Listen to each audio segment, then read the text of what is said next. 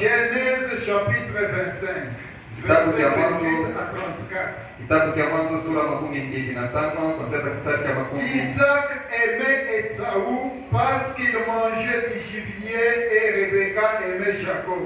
Isaka alipendaka Esau juu anaanza kumleteaka nyama na Rebeka alipendaka Yakobo.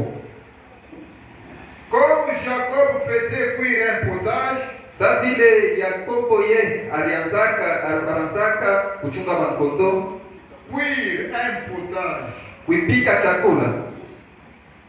Esaü revint du champ accablé de fatigue. Esau akatokea kumashamba mwenye kuchoka. Et Esaü dit à Jacob, na Esau akambia Yakobo, laisse-moi, je te prie, manger de ces roues. Uniache ko nikuleko hii chakula na kuloga. De ces roues là car je suis fatigué. Nikuleko hii chakula hii njulisha kuchoka. C'est pour cela qu'on a donné à Esaü le nom d'Edom. Ni kupitia ile tendo ndio bakaburaka Esau jina ya Edom. Jacob dit, Yakobo akasema, vois-moi aujourd'hui ton droit d'aînesse. Uniushishe leo haki yako ya kuzaliwa wa kwanza. Esaü lui répondit, na Esau akamwambia, voici je vais mourir. Ona mimi nishikia njala ninatafuta. Mais c'est droit d'aînesse. Mimi nishakushikia njala mimi natafuta kufa. Asa kuzaliwa kwa kwanza bitanisaidia kunini? Jacob lui dit, na Yakobo akamwambia, jure-moi d'abord. Unilapie mbele. Il les gira et lui vendit les droits d'aînesse. Na Esau akamulapia na akamujisha ile haki ya kuzaliwa wa kwanza. Alors Jacob donna à Esaü du pain et du potage et des lentilles. Il mangea et biva et s'éleva s'en alla. Kisha yeye kumulapia ndio Yakobo akabeba chakula kumkaburia na akatoka akenda.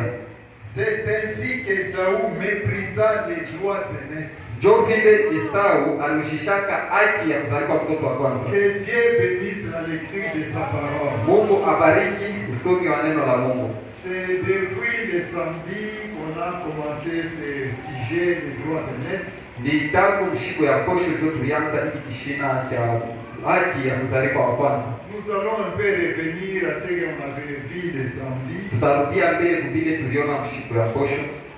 Nous lisons Frère Branham sans toutefois tarder. Bila ukawia tutasoma ndiko Branham. Entendre, reconnaître et agir. Kushikia, kuvumbula na kutenda. Prêcher les 7/6/1960. Mahubiri ya ndiko Branham ya mwile tarehe. Nous commençons au paragraphe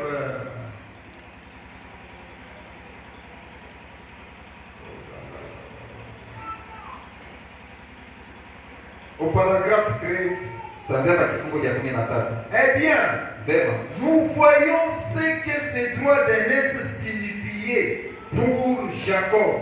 Tunaona maana kani Yakobo alianza kubeba ile haki ya kuzaliwa wa kwanza. Il ne s'en souciait de rien d'autre. Ye ashwanza kuangaikia kitu kingine. Si ce n'est que ces droits d'aînesse. Alianza kuangaika ni njoo apate ile haki ya kuzaliwa wa kwanza. Il ne s'en souciait de ce cela lui coûtait.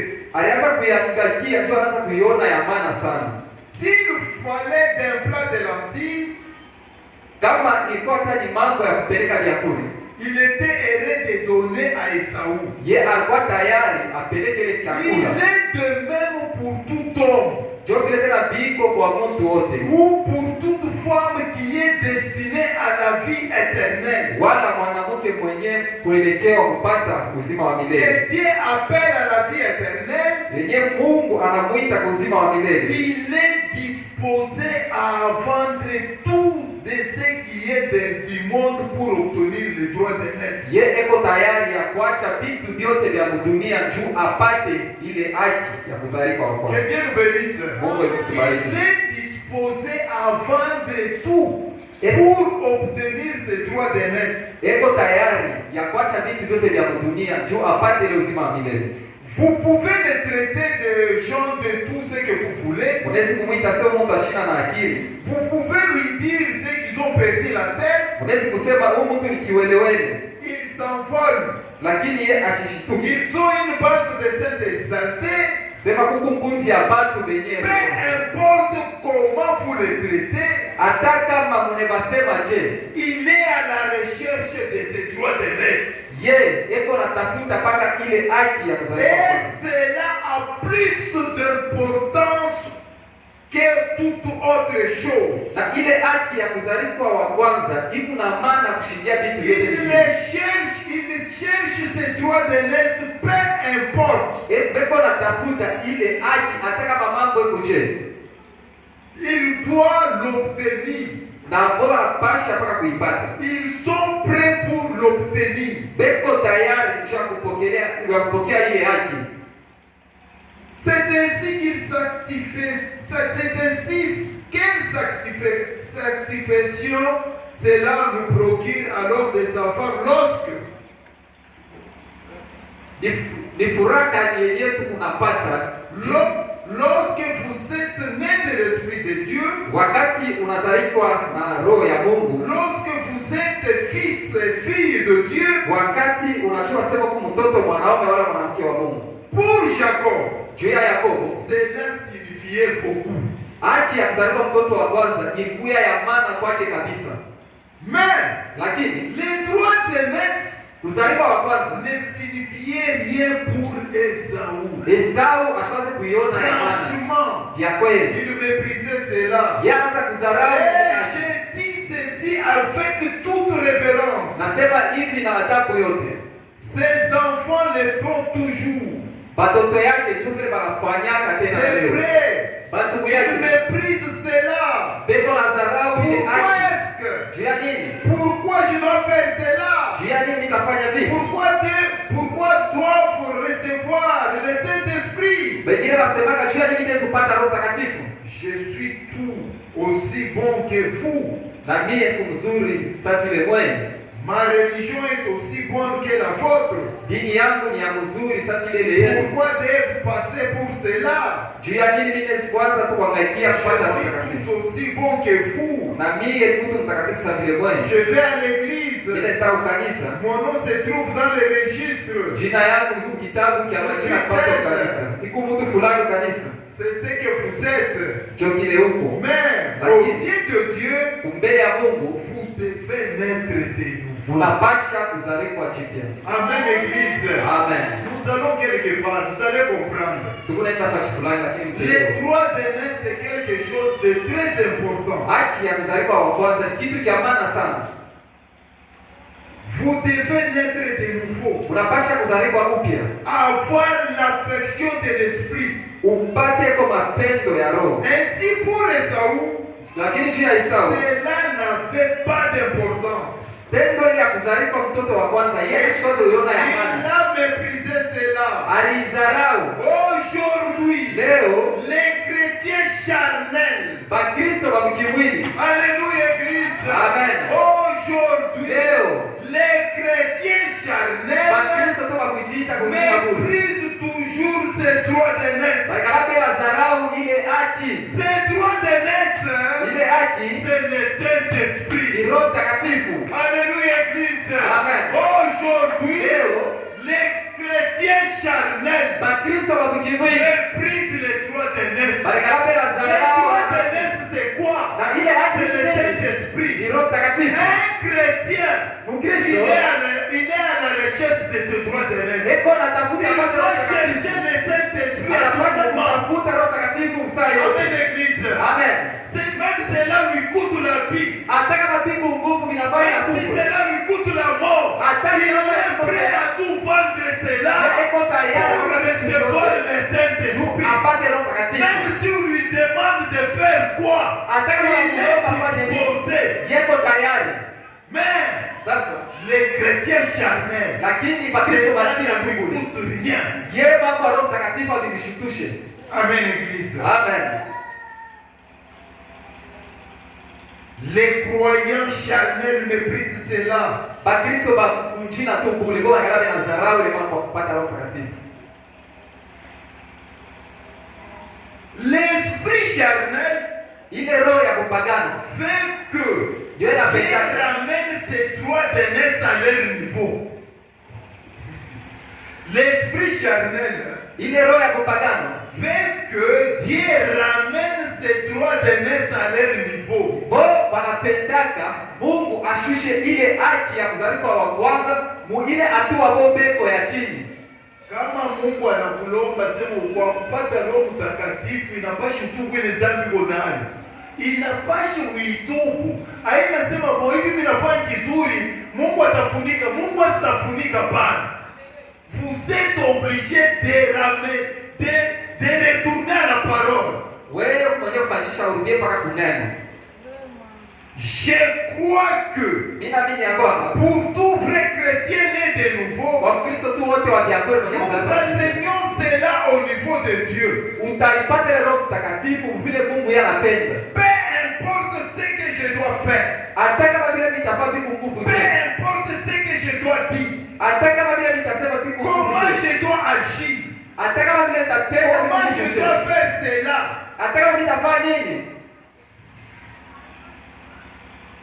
Ce que je peux faire, c'est là. Voilà, c'est tout. Cela compte plus ma popularité.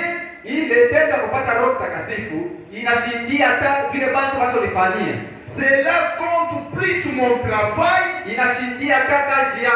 Cela compte plus ma mère. Cela compte plus ma femme. Cela compte plus mes enfants. Cela compte plus mes amis que j'ai.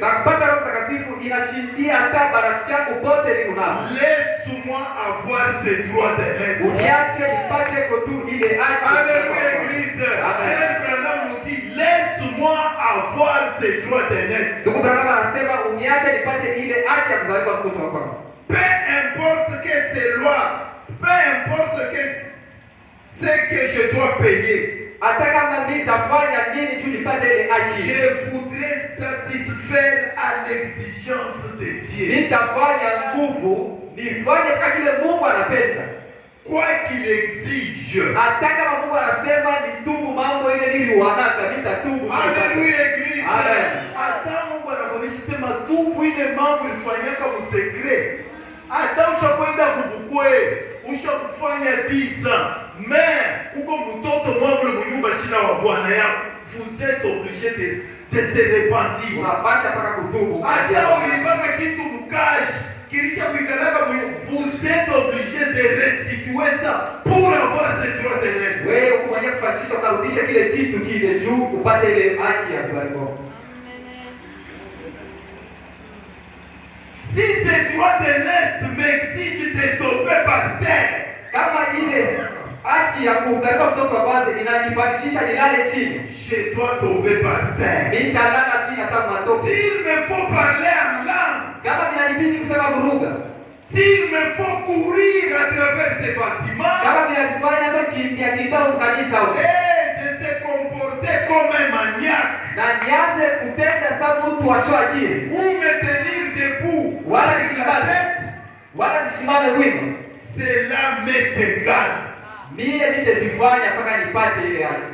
Alléluia, Église. Amen. Frère Branham nous dit cela m'est égal. Ndugu Branham anasema mimi nitajifanya. Je suis à la recherche de quelque chose de très important. Nitajifanya ya nini? Niko natafuta kitu cha muhimu kabisa. Entendre, reconnaître et agir sur base de la parole de Dieu. Kushikia, kutambua na kutenda kwa neno la Mungu. Prêché le 21 février 1960. Ya tarehe 21 mwezi wa pili mwaka wa 2006. Paragraphe 22, 23, 24. Kifungo cha 22 kifungo cha 13 cha 22. Vema. Si vous remarquez bien, kama tu mnaangalia mzuri, Jacob visait un seul objectif. Yakobo pala anasoma mbiaka vile alikuwa anajifukuzia kitu kimoja. En effet, kwa hivi selon la parole, fatana na neno, les bénédictions, mabaraka, les bonnes choses vitu vyote vizuri résident dans les droits d'aînesse. Viko vile haki ya kuzaliwa. Alléluia. Amen. Que Dieu nous bénisse. Mungu atubariki. Frère Branham nous dit, Ndugu Branham anasema Jacob savait ce qu'il cherchait Yakobo alijua parce que les bénédictions baraka et les bonnes choses vitu vyote résistent toujours dans les droits d'aînesse. Ipasote ya kwanza cho wanasema ipataka Dans les droits d'aînesse. haki ya kuzaliwa wa kwanza.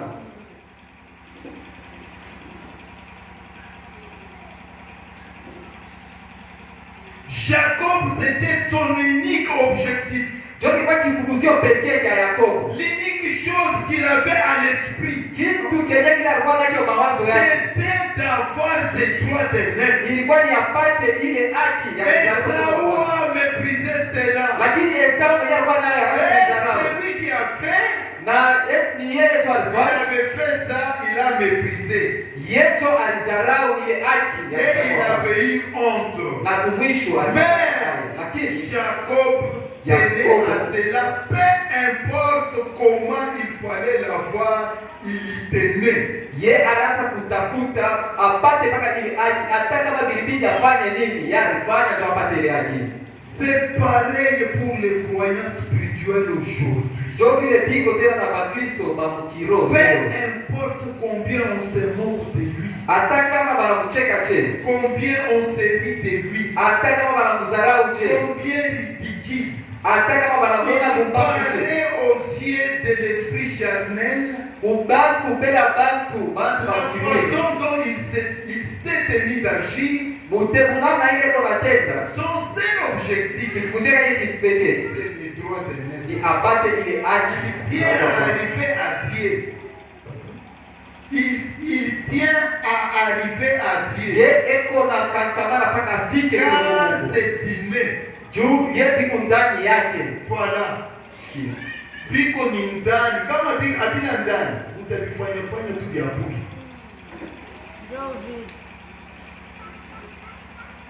Aujourd'hui, Leo sasa les croyants charnels disent, Bakristo ba mkimwili banasema autant que je fréquente l'église, wakati tu nikunaenda kila siku kanisa, je pratique le bien.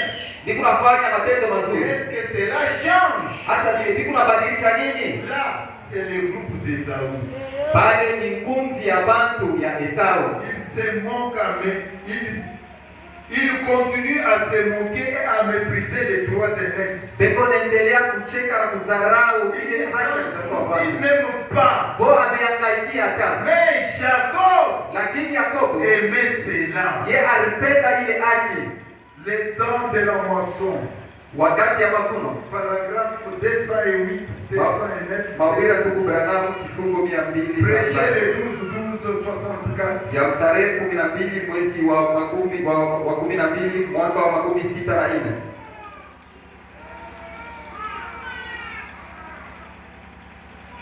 Esaü a fait.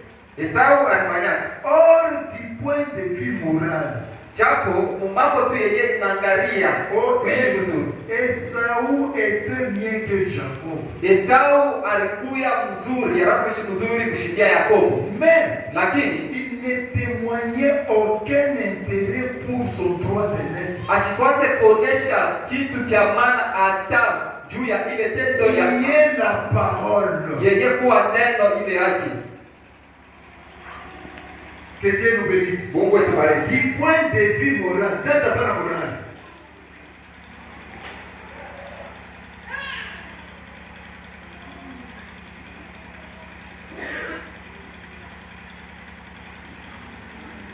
Il ne témoignait aucun intérêt pour ce droit d'aînesse qui est la parole. Juu ya ile haki ya kuzaliwa kwanza yenye kuwa neno. Ashikwaze kushuhudia Combien savent cela? Watu wangapi wanajua vile? Les droits d'aînesse, Haki ya kuzaliwa kwanza c'est la parole, ni neno, la promesse, ni malako, les fils aînés. ni mtoto wa kwanza. Alléluia. Amen. Les fils aînés. Mtoto wa kwanza, Les fils aînés, c'est ça le droit d'aînesse. mtoto wa kwanza ndio mwenye ana haki ya kuzaliwa. Comme la Bible nous dit, Sasa Biblia inatuambia vous comme Isaac, wewe kama vile vous êtes les enfants de la promesse. uko watoto ya Nous malako, sommes les enfants de la promesse. uko watoto ya Si malako. nous sommes les enfants de la promesse, Sasa uko watoto ya nous malako. devons chercher ces droits d'aînesse. Unapasha Même kutafuta si ile nous coûte haki. la vie ou la mort, Hata kama je ni dois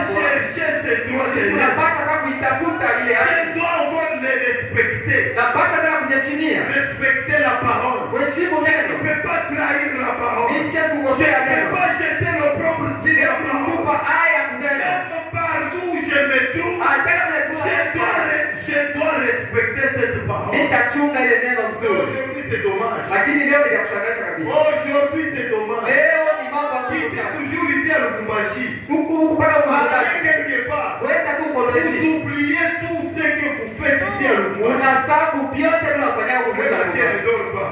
Tuko shirani. Quittez seulement ici. Là-bas, il n'y a pas de diacre. Le pasteur n'est pas là. Vous vivez n'importe comment et vous faites n'importe comment. Kutoka tu huko Lubumbashi kwenda ukafunga. Jua kwamba. Sache que Jua sema. il est très loin avec ses droits d'aînesse. Nikusema wewe Il unaenda faut mbali maintenant sana. aller à genoux maintenant. Inabidi Parce tuanze que juu. les droits d'aînesse, Il y a que ça c'est doit voir. partout là où vous êtes un fils et une fille de Dieu partout. Fashi yote leo unaenda huku mtoto mwanaume wala mwanamke wa Mungu. La parole de la promesse et le fils aîné. Neno ya malako mtoto wa kwanza. Il était un homme bon. Yalikuwa ni mtu tu mzuri. Une bonne moralité. Alikuwa ni mtu wa maisha mzuri. Comme on a un chrétien de nom aujourd'hui. Sasa tu kuna Bakristo ba China tu leo. Bakristo ba China tu. Eko tu Kristo wa bien, dada wa bien.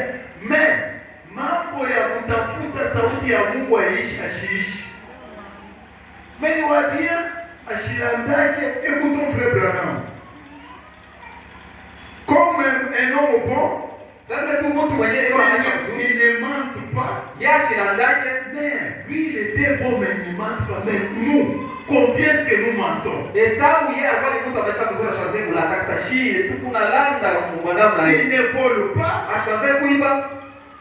Il était bon envers son papa. Alianza kuishi mzuri na baba Il yake. faisait toutes ces choses. Alianza kufanya vitu Mais vyote. voyez-vous, Lakini son wote droit d'aînesse, acha kuzaliwa kwake wa kwanza. il a dit qu'il ne s'en souciait pas. Yeye alisema abikusaidia kukitu. Qu'est-ce que cela change? Pia benye kuzaliwa wa kwanza tunasaidia Je Yesu. suis après tout un Israélite, voyez? Mie ni mtu wa Israeli, unaona?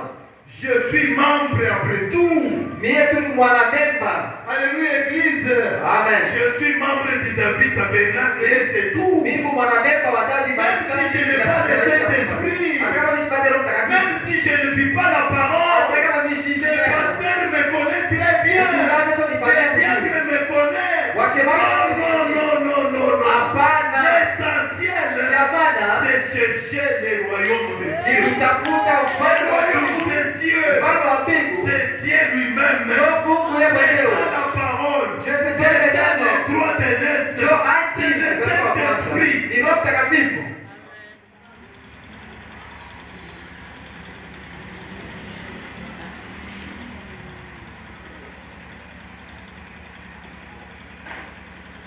Mais c'est son droit d'aînesse qui compte, voyez. Kiamana ni ile haki ya kuzaliwa kwa Mungu. Alléluia Église. C'est la parole de Dieu qui compte. Ni neno ya Mungu njoo ya maana. C'est le Saint-Esprit dans l'homme qui compte. Ni Roho Mtakatifu ndani ya mtu njoo ya maana sana. Voyez, sur le plan naturel, Mukimwili il était correct.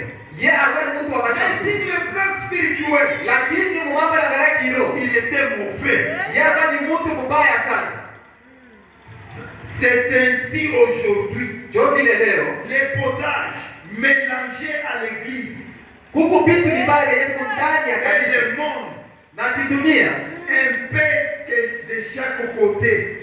ngambo tu yote. Les parties de picot, de danse et toutes sortes de mauvais comportements dans des églises. Vitu vyote vibaya, matabia yote mabaya liko ndani ya kanisa. Des femmes aux cheveux coupés, Banamuke wenye kukata manywele, portant des shorts. beko na fala tumashipe Et tufupi. vous dites, frère Branham, qu'est-ce qu'une petite chose?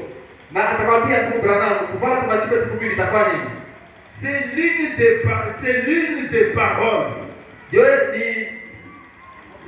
ni moja ya sauti. Car la Bible dit, Je Biblia inasema, c'est mal pour une femme de se couper les cheveux. ni mubaya zaidi kabisa mwanamke kukatisha nywele. Alléluia. Amen. Question-réponse numéro 3, pressé le 38-64. Kwa bila tukuprogramma maswali na majibu nambari ya 3 ya methali. Judas avait son nom dans le livre de la vie. Yuda jina yake ilikuwa kitabu cha uzima. C'est tout à fait vrai. Ni vya kweli. Alléluia église. Amen. Frère Branham nous dit Judas. Tukuprogramma anatuambia Yuda Son nom était là dans le livre de la vie. jina yake ilikuwa kitabu cha uzima. C'est tout à fait vrai. Ni vya kweli. Mais il fut condamné. Lakini yeye alihukumiwa. En effet, qu'en-est-il fait? Asa alifanyaka nini? Il a vendu son droit d'aînesse. Alirudishaka haki yake ya kuzaliwa wa kwanza.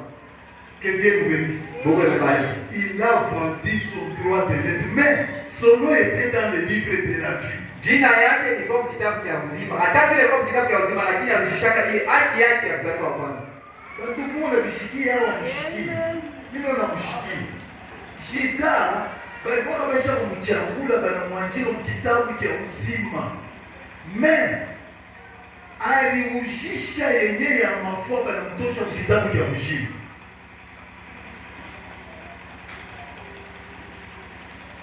Il fut condamné. Alihukumiwaka. En effet, quand il fait, il a vendu son droit d'aînesse. Alifanyaka nini cha hukumiwe? Alirudishaka haki yake. Esaü est né dans une famille avec la promesse. Esau alikuwa mchama ya Manase.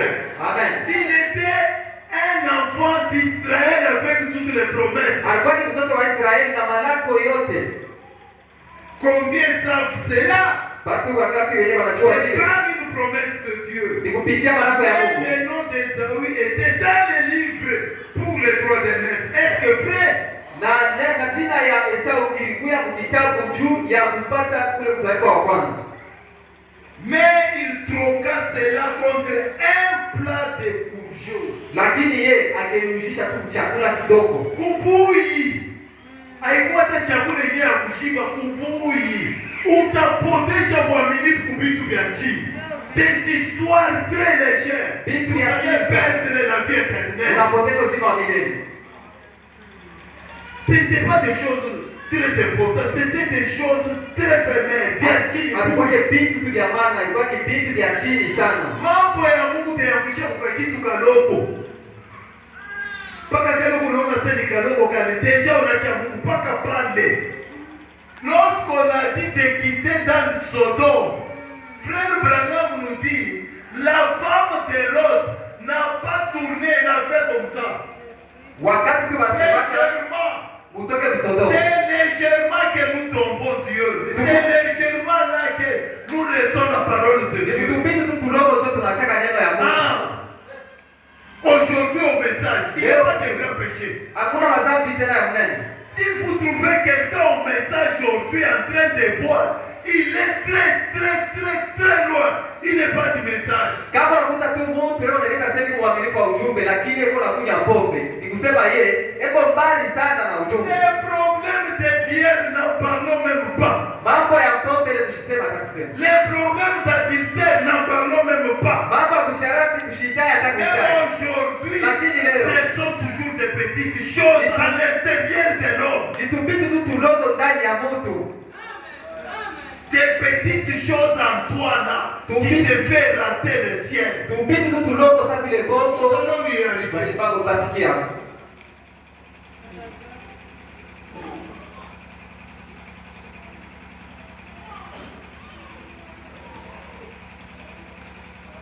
Il avait faim. Ye Esau ashika njaa. Et il désirait remplir le ventre. Yeye anaanza kupendaka akuri ya shibe. Alléluia église. Amen. Il avait faim. Esau Il ashika njaa. voulait remplir le ventre. Sasa kupenda ashibe. Kupenda kuingisha mtumbo ndio itakuendesha mwingine.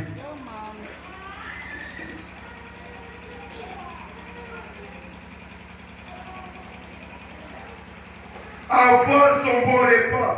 Apate kwa chakula ile anaanza kupenda. Il troqua son droit d'aînesse contre un bon repas. Lakini akoshisha tu ile tenda haki ya kuzaliwa wa kwanza kwa Et chakula tu il mzuri. ne put trouver les moyens de se repentir. na asikupatake hata namna ya kutubu tena. Alléluia. Amen. Il ne put trouver le moyen de se repentir. Esau asikupatake namna ingine ya kurudisha kile haki. Leo cho wakati yako kutubu. Ndugu Branham anasema, je vis des gens niliona bado lorsqu'ils voulaient mourir, wakati anazopenda il n'avait pas moyen encore d'ouvrir sa bouche. akukwe namna aseme njoo asikutubu. Wakati ndio wanakuhubiri ndio wakati pale. Frère Branham anasema wakati vyote vingali bien, uko nashikia bien, ndio wakati wa kutengeneza maisha. Aina vitu vinajama, unaanza kusema sasa una bebe, c'est déjà trop tard.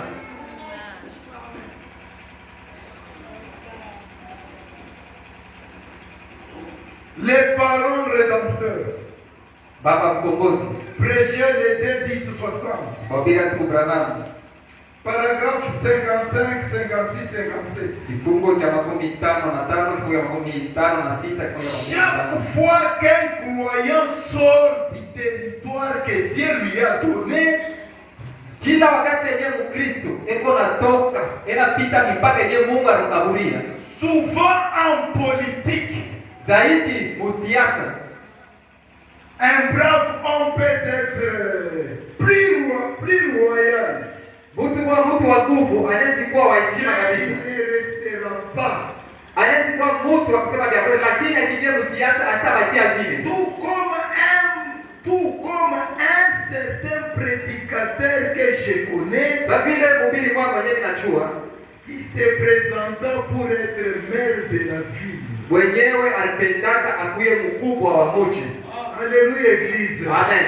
C'est frère Branham qui dit. Ndugu Branham Il se présenta pour être maire de la ville. Yeye alipostiraka tu akwepo politique haina mambo. Yeye ni frère Branham unasema. Wewe unapendana kuyasema combattant.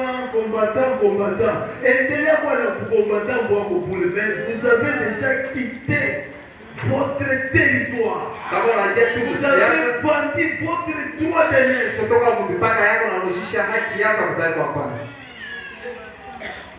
Il se présenta pour être maire de la ville. Ule mhubiri akapostile tu akwe mkubwa wa mji. Et quand il fut devenu, Na wakati bado kuvotaka wakamchagua akakuwa mkubwa wa il mji. est sorti du domaine de son ministère. Yeye alitoka mukazi yake ya mhubiri. Et Satan s'est abattu sur lui. Na shetani alimkamata. Alléluia église. Amen. Alingia motu bien quelque part, frère Branham nous dit, Fashi fulani tu Branham vous anatuambia. allez entrer dans la politique Usianze utaingia. et sortir un escroc. Utaingia mtu mzuri lakini pa kutoka utakuwa ni mwishi wa udongo kabisa.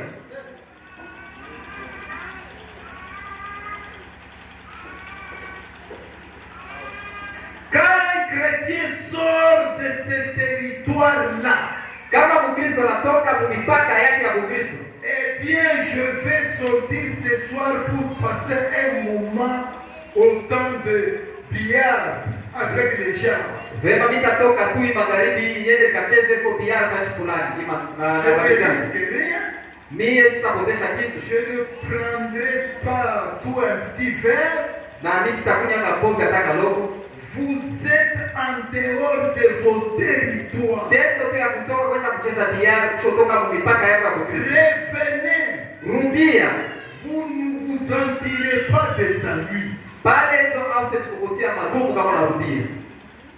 Oh, toutes les autres filles qui fument. Chapo hapa mabinti bote wengine beko nafuta. Je ne fumerai qu'une. Mitafuta tu ni paka. Vous êtes en dehors de vos territoires. Mitafuta tu ni mara moja pale Ne unatoka faites mpaka pas yako. cela.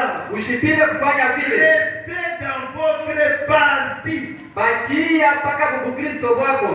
Alléluia église. Amen. Restez dans votre territoire. Bakia kwa fashi yako. Restez toujours dans votre poste du devoir. Bakia mpaka pakashi yako. Alléluia église. Amen. Quelque chose me vient de l'esprit. Kitu fulani kinanikuwa mawazo. Si Dieu vous appelle ici au David Tabernacle, Kama Mungu anakuita hapa badao ni maskani. restez toujours sur votre poste du Bakia mpaka badao ni devoir. maskani pa fashi yako. Lorsque vous quittez ici, Kama unatoka hapa, vous cherchez des problèmes. bado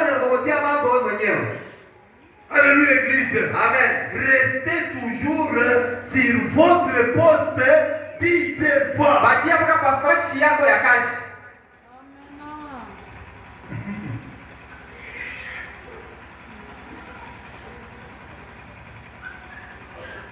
Oh bien, tout le monde ici me taxe de ce vieux jeu.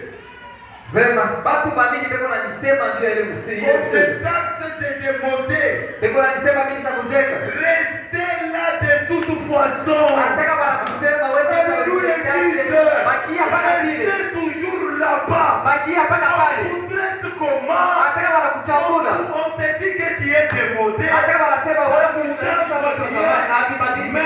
Lakini restez avec Christ. Bakia pamoja na Kristo. Leo tuko bien. Dans le temps, zamani division inaanza kufanyika mpaka badala ama banashukisha nywele hivi. Dans le temps, pale message tu ya maîtriser.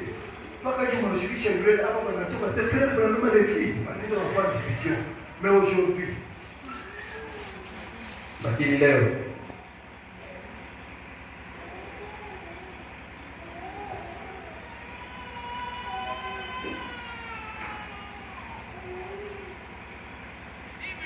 l'invasion des États-Unis.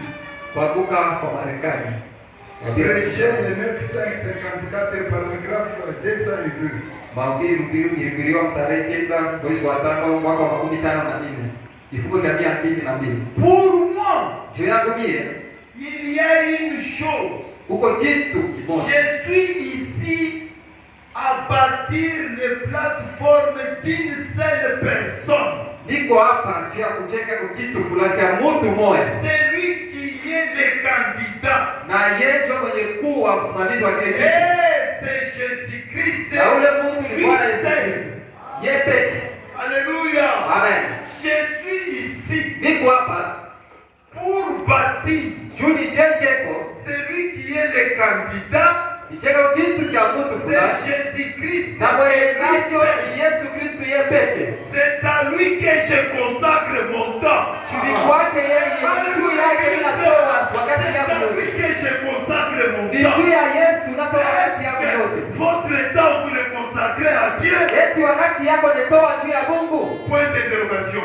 Alama ya vous avez la question vous-même. Wewe mwenyewe est-ce que vous consacrez votre temps? Eti wakati yako unapeleka shamba. Regardez combien nous sommes aux côtés du frère. Angalia mbele kunapa Hapa watu. tuko nasema, pengine wewe kwa moto washafanya hivi. Mambo yakikulimisha kushimamia. Tabuisha je? Wewe, c'est Dieu qui détient notre avenir. L'élévation vient de l'Éternel. C'est Dieu qui enlève, c'est Dieu qui appauvrit. Utafanya nguvu ti mpaka vile pastor anatuambia unakufa pauvre. Bana kushika pauvre. Utafanya nguvu anaenda Mungu ndio anawezesha. Mungu atakufanyisha kalikili moya. Bantu banaanza kujulia sasa anakufanyisha pasi. Abashutuke. Dieu peut tirer quelqu'un qui est pour le faire recevoir avec les grands. Ni Mungu mwenyewe atosheka mtu kwa mavumbi anamheshimisha. Voilà. Nous devons respecter la parole. Tunapaswa kuheshimu neno la Mungu. Nous devons honorer la parole. Tunapaswa kuheshimu neno la Mungu. Celui qui m'honore. Je déshonore celui qui me déshonore. Na pia tunakosea adabu shetani mwenyewe asiheshimie. Kama uheshimia Mungu, Mungu asitakuheshimia hata. Mungu kama uheshimia hasa kuheshimia hata siku moja. Siku moja. Jenze, heshimia Mungu, heshimia sauti ya Mungu. Mungu atakutumia Bwana. Waambie mtoto wa Mungu anakuikarisha pia. Ila haraka yako uko nayo, utenda kukweli ule unaanza kuanza kurudia hapo.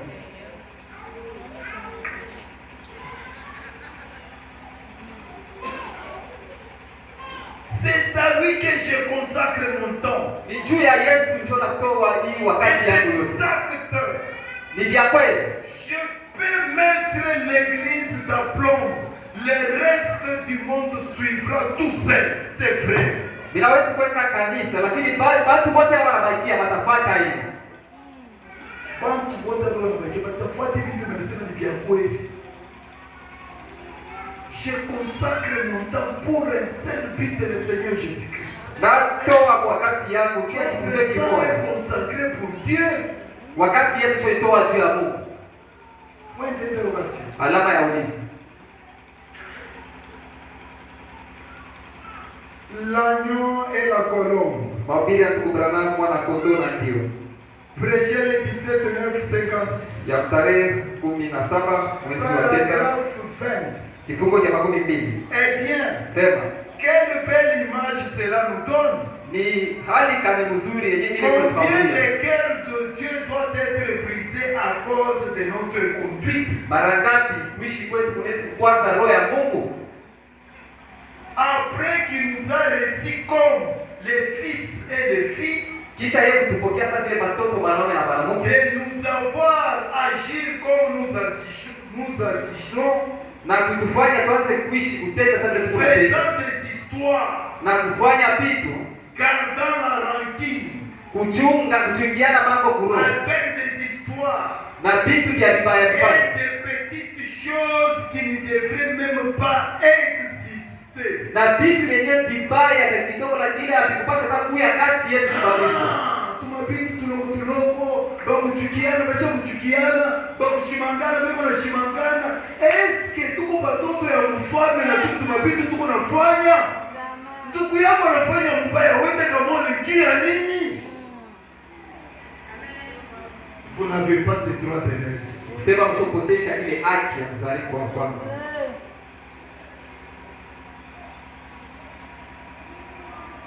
Nous continuons malgré tout Tukunaendelea à nous appeler fils et filles de Dieu. hata vile tukunaishi mubaya, lakini tukunaendelea kujiita mpaka watoto ya Mungu. Bien-aimé, que Dieu bénisse. Bien-aimé, sœur, que Dieu bénisse. Akutupie tu mkongo inasema ngara mwenyewe anafanya. Hebu muendelee hata. Est-ce que tunakuendelea mpaka wewe?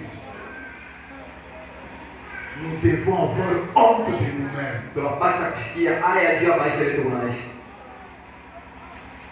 Nous devons être des braves hommes. Tunapasha kuya batu.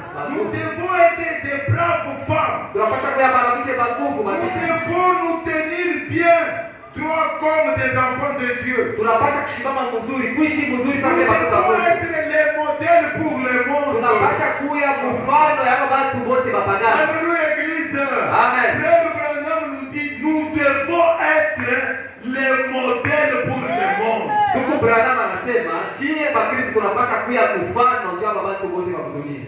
Mais aujourd'hui, où sont les modèles? Lakini leo mifano Les ile messages pleins d'escrocs. ujumbe kuku batu bakuibiana bamingi sana. Les messages pleins de voleurs. Ujumbe kutoka kwa mwishi bamingi sana. Aujourd'hui, il n'y a pas de confiance. Leo hakuna tena kutumainiana. On te donne l'argent Ndugu wanakwambia pour batu. aller acheter quelque chose. Wende kwa sababu kitu fulani Aujourd'hui, hivi. c'est tellement difficile. Unarudia lakini auze kitu kenye makuta na bure au bari kuchomona nayo.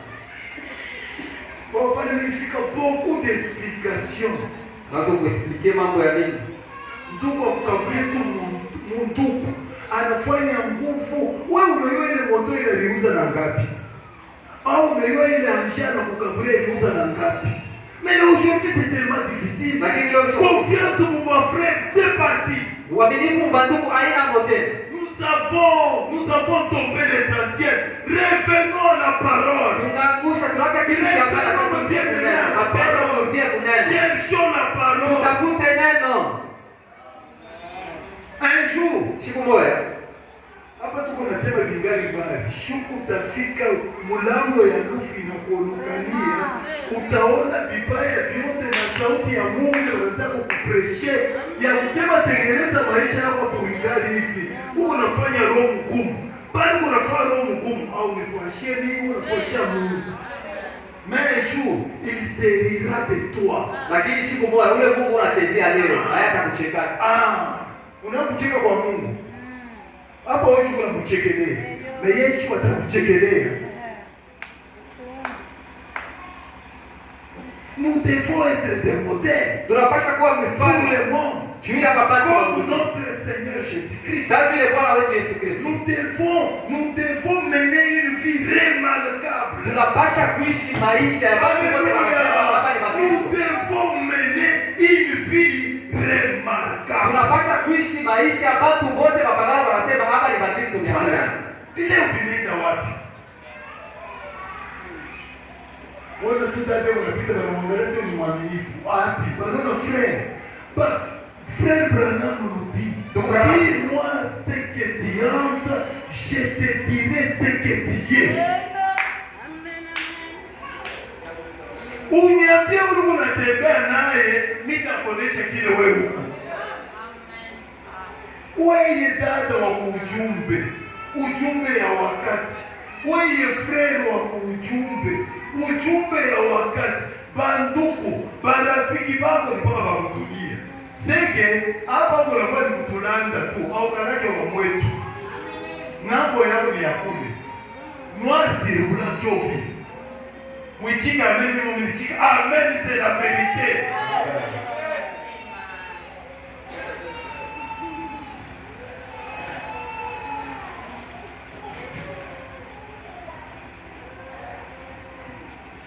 Nous devons mener une vie remarquable comme David. Tunapasha kuishi maisha mzuri sawa vile Daudi. Quand Dieu a vu son wakati Mungu alionaka quel brave homme il était. Alikuwa ni mtu wa nguvu sana. Mungu alisema, tu es un homme selon mon cœur. Wewe uko mtu mwenye ninapenda sana. Alléluia. Amen. Où sont ces David là? Chaque nom a son influence. Kila jina lina na kuvuto wake. Où sont les noms de David? Bado kama Daudi alikuwa kwapi? Bado alipendwa na son cœur. Il avait fait quelque chose de faux. Il s'est repenti directement. Afanya kitu kibaya, banamwambia anatubu mara moja. Avoir soif de la vie, prêcher les 14, 4, 59. Wana kiu kia uzima, ile tarehe mabira tukutana. Paragraphe 13. Kifungo cha 13. C'est votre vie qui vous contrôle. Yenye kuchunguza wewe ni maisha yako. C'est votre vie qui fait de vous ce que vous êtes. Kile kinaleta kavumo yako ni ile maisha uko naishi. Elle gère vos objectifs et vos motifs. Maisha yako tu unachunga vifukuzio vyako. C'est bien vous. Jobo ni mwenyewe ni bila kwa sababu. Elle vous contrôle. Iko na kuchunguza. Si vous avez un bon cœur, kama una roho nzuri, vous avez un bon esprit. Nikusema una roho ya nzuri. Alléluia église. Amen. Hapa ni vya nguvu, kuna mambo kwa luka. Nasikia tumeshe kote tuko posé. C'est ça l'évangile. Hicho injili. Luka, alléluia, amen. Nous irons au ciel. Quel ciel que tu iras? Avec les rancunes. Avec les biku na ndio vijana. Na kwa hiyo biku kanilo tena. La jalousie en toi, la haine en toi, les rancunes en toi, avec les gens de la famille. Et tu dis que tu iras au ciel. Quel ciel? Les gens du Branham nous mettent la division. Nous ici, il n'y a pas de division avec nos gens de la famille. Oh, batu bakujuka bapatanake na majamaa ya Bushie, atukatanake na majamaa yetu. Wewe ndio unakata ni wewe. Vile upagano ndio vile unakata.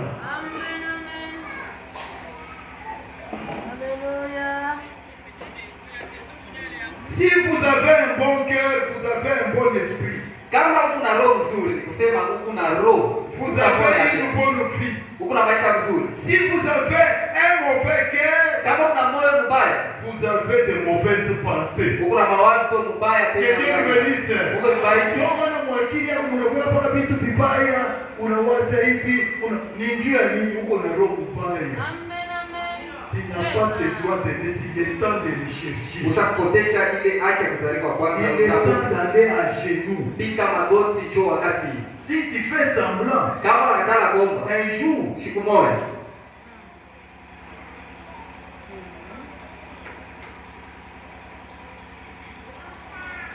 les enfants dans le désert. Watoto mchana. Prêcher les 23 11 47. Mabira tukubrangana tarehe 12 mwezi ya 11. Paragraphe 54. Kifungo cha 15 na hivi. Je sais que c'est difficile. Ninajua kwamba ni ngumu. Cela me brise. Bile na mimi kuna nivunja moyo. Je déteste tout dire aux gens. Mimi kuna chukia bile vitu watu wote wanasema. Je déteste Kuna chukia tout dire aux gens. Bile vitu watu wote wanasema. Bile mshipendeleke kuambia mambo yote watu. Mais mes amis, Lakini marafiki yangu, je dois me tenir au jugement un jour pour répondre devant vous. siku moja nitapita kuhukumu kusamba juu yenu mwenyewe. C'est vrai. Ndio kweli. Votre sang sera entre vos mains. Damu yenu itaangukia mikono yenu mwenyewe. Servez Dieu avec révérence d'un cœur pur. Ni vya kweli na adabu yote na moyo yote. Mutumikie Mungu na roho yote safi. Siku moja tutakuwa kuhukumu. Que Dieu nous bénisse. Mungu atubariki. Applaudissez un peu pour la parole. Tupige mikono jana na Mungu.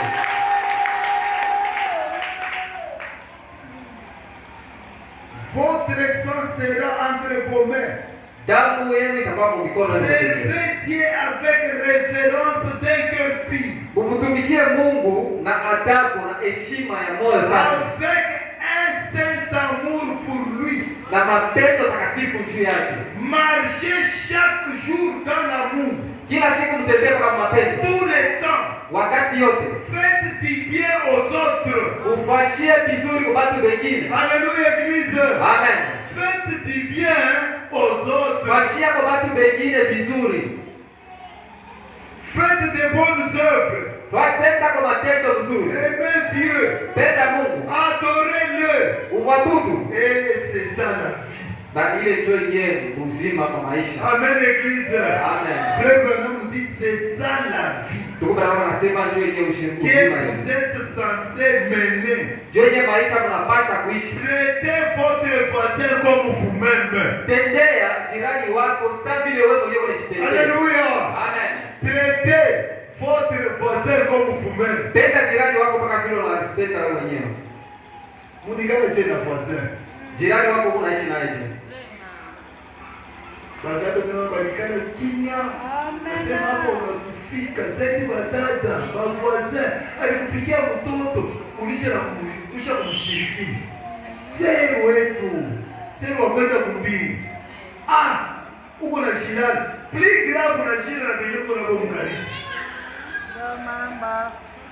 Munasi wanza kulamukiana tu ni ya yulu. Memuro ekombari na wewe de kilomètres. Mais karibu hivi au mshikie pia. Vous êtes très loin. Uko mbali sana. Amen. Aimez Dieu, adorez-le. Mupende Mungu na mwabudu. Traitez votre voisin comme vous-même. Penda jirani wako sawa vile wewe mwenyewe unajipenda.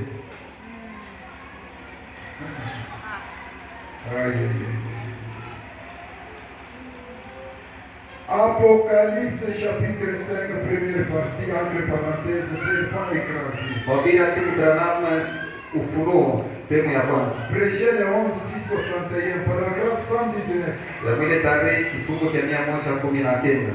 Eh bien, Vema, c'est ainsi avec le Saint-Esprit. ndio vile vinakalaka na Roho Mtakatifu. Nous n'avons pas à être particuliers, Shi hatuwezi kuya tu bakipeke hapa. à être différents, Bakuya tu bakuachana à hapa. être quelque chose de plus. Tukuye bantu ba kitu kimoja cha zaidi kabisa. Libérez-vous tout simplement, Wewe ujitoe tu, menez une vie pieuse lakini ishi maisha ya mtakatifu et laissez Dieu vivre en vous. na uwache Mungu aishi ndani mwako. Alléluia église. Amen. Ujiachilie tu kwa Mungu na wache Mungu aishe maisha ya Mungu ndani yako. Unaishi. Bila unafia kufanya utakatifu fabrique bure, utakuletea vita.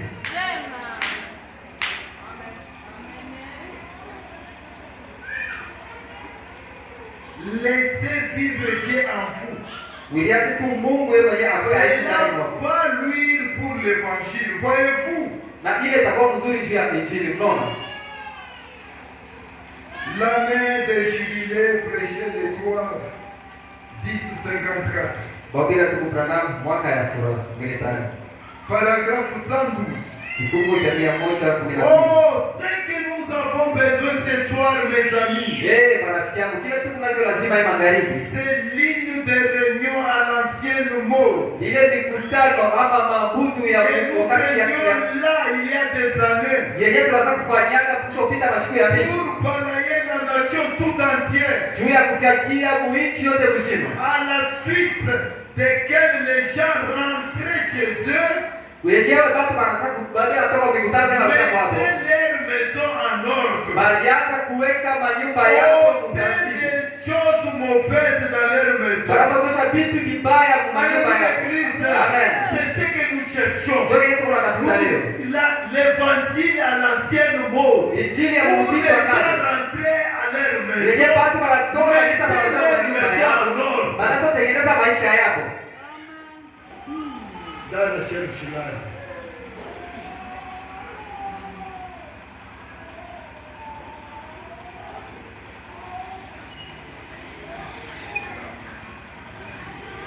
Ils ôtaient les mauvaises choses de leur maison. Ils mettaient fin à toute absurdité. Dans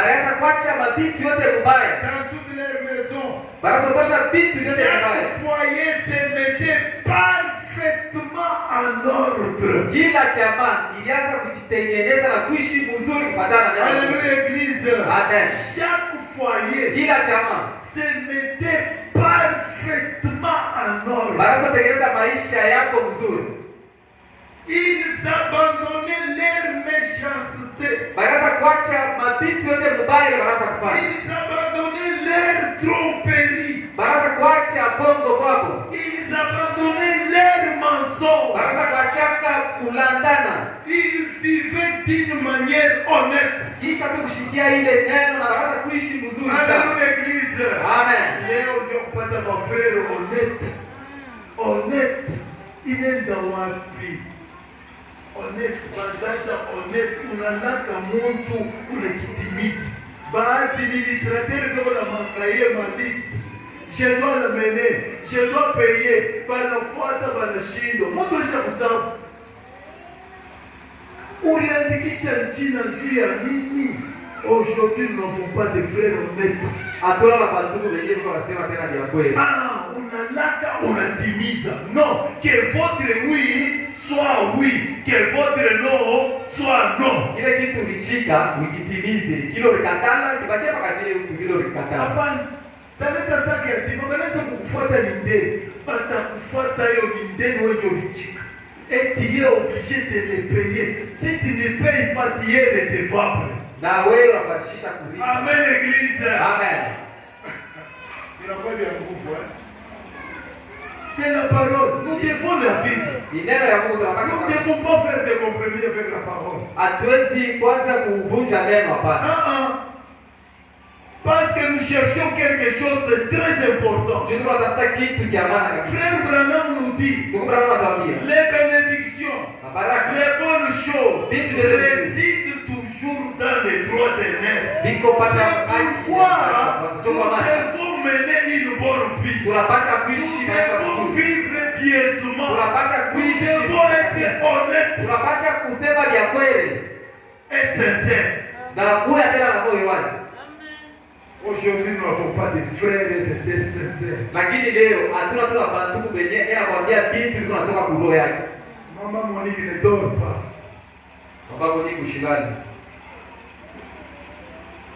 Tunafia kuishi. Bikwe bya furaha uko na lala. Bikwe si bya kuchungu uko na lala. Sasa mnapenda bya je? La parole de Dieu ne doit pas changer. Nous devons aller au niveau où Dieu veut. Nous devons nous arranger pour arriver à ce que Dieu veut que nous soyons. Nous devons abandonner toutes choses. Nous devons abandonner les mensonges. Léo vérité jamais kilo. Vérité. Unaanza kulanda na pasteur wa frère. Ça c'est être Uko munjia kunaenda mungeni. Ndugu basha kuloka wewe. Pastor. Paka vile ndugu anasema basha kuloka. Uko nalanda na kulanda na pasteur wako. Votre berger. Mchungaji wako. Kama kuko mtu unapashi konesha vérité. Rien que la vérité c'est votre pasteur. Même si tu as fait quelque chose, il est unamonesha vile pasteur anasema frère, ni wewe. Dites-lui. Hata dada unikalaka na kudoshi. Hata hapa tuko na ubiri wewe ndio unatulokaka. Wewe kufanya ni kuonesha tu pasteur wako. Mimi ndio mwenye numero 1.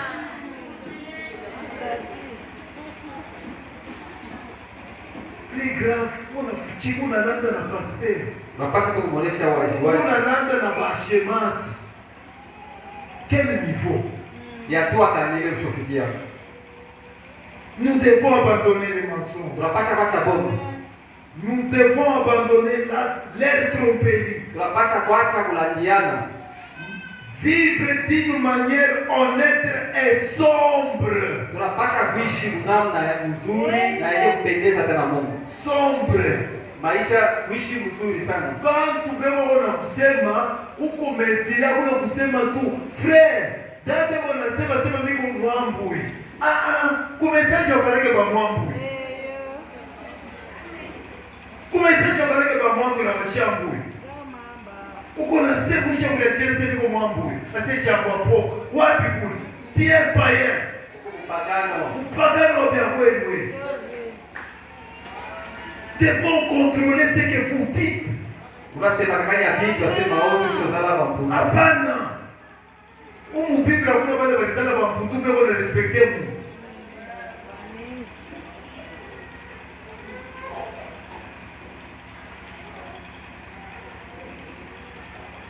Sombre vers l'un envers l'autre. Tunapasha kuya kuishi mzuri kupenda. Vivre comme des chrétiens devraient vivre. Tunapasha kuishi sasa vile Bakristo wanafai kuishi. Alléluia église. Amen. Vivre comme des chrétiens devraient vivre. Tunapasha kuishi vile Bakristo wanapasha kuishi. C'est la sorte de religion qu'il faut. Jo yenye aina ya dini yenye c'est ça la religion qu'il faut. Jo yenye dini ya vivons comme des chrétiens, c'est qu'ils devaient vivre. Tunapasha kuishi sasa vile Bakristo wanapasha kuishi. Je parle comme un chrétien. Tunasema sasa Kristo. Je vis comme un chrétien. Je porte les habits comme un chrétien. Aujourd'hui, ça fait la honte. Tunamatanga kukudesine wewe wote. Uko naonesha banani.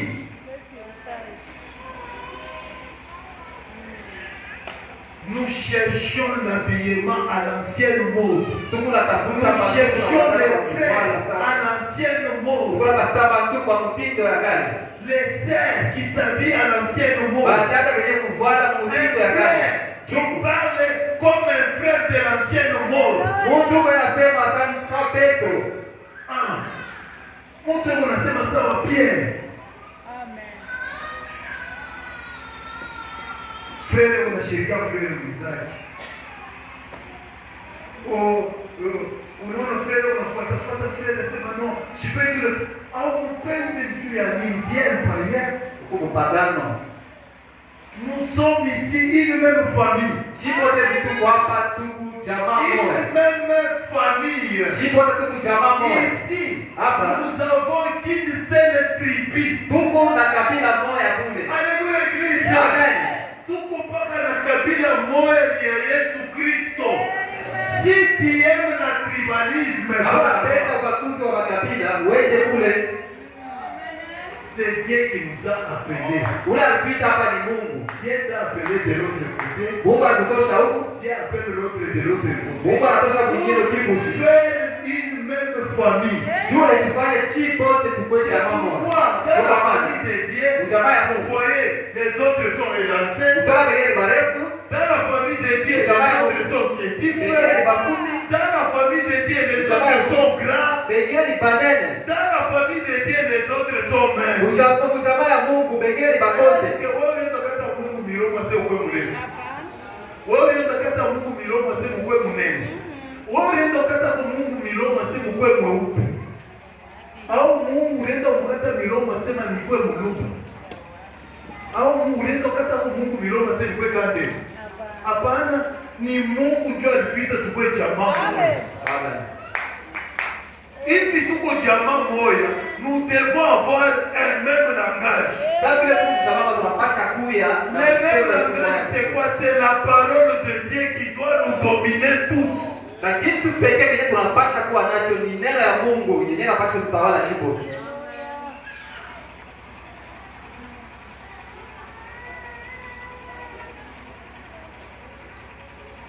La conférence avec Dieu. Mazungumzo la Mungu. Paragraphe 36, prêcher les 22:59. Babira tukubranam kifungu cha 36. Voilà les problèmes voilà les problèmes que l'Église a aujourd'hui. Ona mambo yenyewe kanisa hili kunayo leo. Dieu vous appelle. Mungu eronelita. Il veut vous donner don après don. Mungu anapenda mikaburia zawadi kwa zawadi. Puissance après puissance. Uwezo kisha uwezo ingine. Grâce après grâce. Neema kisha neema ingine. Alléluia Église. Amen.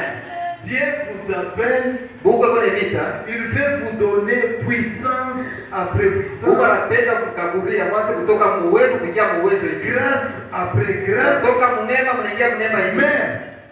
Mais vous organisez. Je ne peux pas aller plus loin. Car l'Église ne me permettra pas. Voyez-vous, il n'y a pas en Dieu un endroit pour s'arrêter. Il n'y a pas de place pour la dénomination. Il n'y a pas de place pour n'importe quel principe. Ndani ya Mungu hamuna fashi juu ya kanuni yenye tutakubali. Kile kenye kiko ndani ya Mungu c'est d'aller de l'avant. Ni kwenda tu kumbele. Proclamer la parole de Dieu. Kutangaza neno ya Mungu. Aller de l'avant. Kwenda mpaka kumbele. Continuer simplement à avancer. Kuendelea mpaka mbele. Continuer à marcher avec Dieu. Kuendelea mpaka na mwendo na Mungu. C'est un ordre. Ile ndio yenyewe mnapenda. C'est un ordre. Ile ndio mzuri. Vous avez reçu votre commission. Wewe mlipata kazi yenu. Si vous dites, kama mnasema, si vous dites eh bien je suis allé à mon église et on m'a dit que, kama unasema mimi nilienda kanisa yangu waliniambia sema, et que je ne devrais pas aller à ce tabernacle là. Waliniambia sema ushende kule maskani. Je suis totalement embrouillé. Kule peko na nifuruka tu. Mais lakini je ne vais pas. Nishipende si je dois avoir le Saint-Esprit ou pas. Kama nitapata Roho Mtakatifu wala hapana. La promesse vous appartient. Malako ni yako. Alléluia Église. Amen. La promesse vous appartient. Lakini malako ni yako. La promesse est pour vous. Malako ni yenu. Pour vos enfants. Et pour tous ceux qui au loin. Na juu ya pale kwa mbali. Nombre que le Seigneur notre Dieu les appellera. Ataka barakuya bwingi bwache vile Mungu atebaita. Quoi? Nini? Prononcer la parole de Dieu. Sema neno ya Mungu. Dieu l'a dit. Mungu alisema, allez de l'avant. Mwende kumbele. Voyez. Unaona? L'ennemi se disperse. Adui pale ekombeko na kimbia ndio nazabara. La mer rouge s'ouvrit. Mone bali mwekundu ikapasuka. Ayez une conférence. Bukuye na mazungumzo. Allez de l'avant. Mwende kumbele. Elle s'ouvrira certainement. Vipingamizi vyote vitatoka hakika.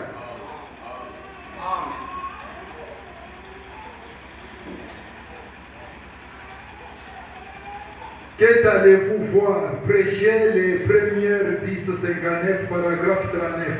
Ulienda kona nini mahubiri ya Ndugu Branham kifungo cha 39. Cela dépend de ce que vous faites. Ile ndio unafuatana na bilo unafanya. Maintenant, sasa vous avez l'humilité ici. Muko na unyenyekevu hapa. Vous avez l'évangile ici. Muko na injili hapa padao ni maskani. Vous pouvez être, comme je l'ai dit, une minorité. Mais qu'êtes-vous allé écouter ici?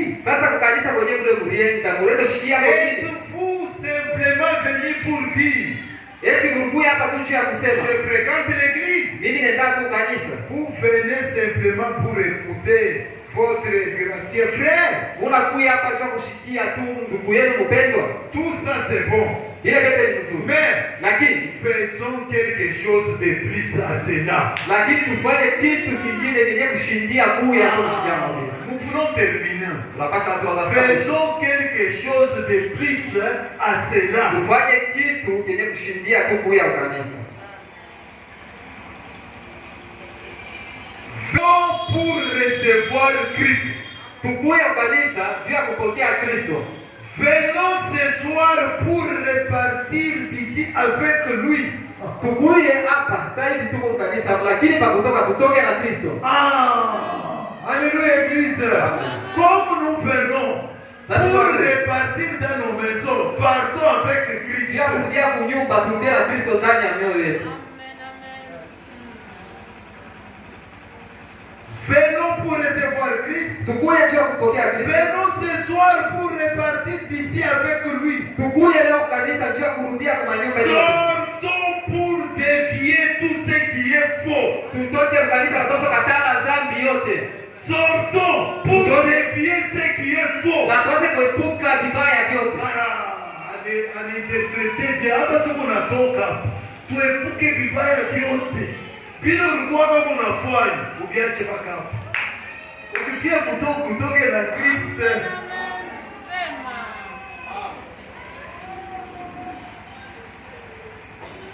Sortons pour dévier ce qui est faux. Tutoke na tuanze kuepuka vibaya vyote. Taillons cela en pièces. Na tukate vile vibaya vyote tubikate. Taillons cela en pièces. Vyote. Dada bana kulala tunaanza pisha. Unatuongeeshana na mshingi. Sheme tuko naifanyanga juu ya nini? Tuko naendaka tukule kintu njo tushilane. Mtu pale kuna kuria njo kushindishi kuko na kuya. Kama ukuri mwestoma mko fit. Branama shache kitu hata kimoya. Unalala juu ya nini? Tunaanza kuishi. Kalabuka sana. Unabeba mega, unaweka mu telefone, jo kuangalia TikTok, kuangalia nini. Eske bado kuna biangalie huko natoka na vertical. Mambo mbele tusumbulie. Bado kuna angalia TikTok, huko natoka na vertical. Ile TikTok bado unaangalia inakusukuma kwa maombi au inakutosha kwa maombi. Chicho vitu mtu anapasha nikana na medite. Mimi nabiangalia nikaomba sema mimi naona deja alama inaonekana sema papo ya ningia deja tuko kumwisho ya wakati. Profesi de frère Branham alilakaka inatimiza kumbi nyende kwa maombi. Okay. Wewe unapata kitu kia pia. Aina TikTok. Unaona mtu na pakulala anabeba na telefoni anaweka shana kulala huku kwenyewe analalia anatakule anashindwa na kuomba anachoka bila anza kuona pa TikTok bila chokeshe esprit apagomba Dieu notre Père merci de nous avoir gardé. Maombi ni Yesu katika jina la Yesu anaanza. Sema hata katika jina la Yesu Dieu merci de nous avoir gardé. Amen. Hallelujah. Jua nini? TikTok pisha kumuyanja esprit yote complet saturé. Shakuyana na TikTok wanabishwa na bila leo. Le diable, la Bible nous dit, le diable est très risé. Biblia inatuambia sema shetani ni mkalamushi kabisa. Très risé. Werevu kabisa. Il peut faire son plan aujourd'hui. Anaweza kupangia kufanya kitu kibaya leo. Il commence à faire son budget aujourd'hui. Leo tuanza kupanga sana sana après 5 ans. Lakini atokamata kisha miaka 5. 5 ans pour lui c'est 5 minutes. Miaka 5 kwake ni dakika 5. Unaanza 5 ans kwa kitaka. Anaanza kupatia tu kaparesi unakopa ku TikTok kwa maombi ya wendake. Tout va bien, tout va bien, tout va bien. Unaenda kukokota siku ile ukiingia mpaka vile walitusomea ikusaimbwa sha kukubamba iko nakuwa pole pole pole pole. Kama mnaangalia madokumentaire, simba kama anaanza kufia kubamba mkasha, anaendaka pole pole kwa naruka mkono au siki yeko na shutuka ni maana mkasha kwa shutuka maana mbasha kumbamba. Nous ne devons pas être distraits. La distraction, c'est quelque chose de très mauvais. Nous devons prier Dieu de nous enlever cet esprit de distraction, cet esprit de froideur, baridi. Pantu mkanisa evanjili kunatoka bego tu baridi. Mungu nawaza nini? Yo mamilioni bego na mambo ingine yoyi tuko shebe hiyo mbele tusumburi wewe uko nawaza kupata mamio bali wewe na mamio na wewe unakutamani shika kama mambo yoyi wewe ile uko nayo yoyi hapa wewe unapita mje wewe unakutamani frère kasi akufrère ko bien mais au hiyo condition wewe unayo unaona moto wewe unakutamani wewe wangi dunia très compliqué. Wa moto gani unatamani wa moto? Meko mmotoka. Au hiyo condition ile kuna vivre ndio ile motoka hii. Au hiyo condition ile kuna vivre ndio ile makuta. Mais ile makuta kuna nayo ya Yesu. Na ufurahi nayo. Amen. La paix que nous avons ici. Amani tuko nayo. La paix. Amani. Nous nous réveillons en paix. Tunalabuka na on devrait remercier Dieu à tout moment. Il y a des gens bourrés d'argent, bourrés. Hapa tu unasema wewe kumbongoni. Wewe unapumshika kumbongoni, boum. Boum. Respiration après une heure, après je lipa $1000. Sasa wewe respiration tu ya bure. Mais unaelekea kwa distraction. Unaelekea mpaka tip top. Chunga.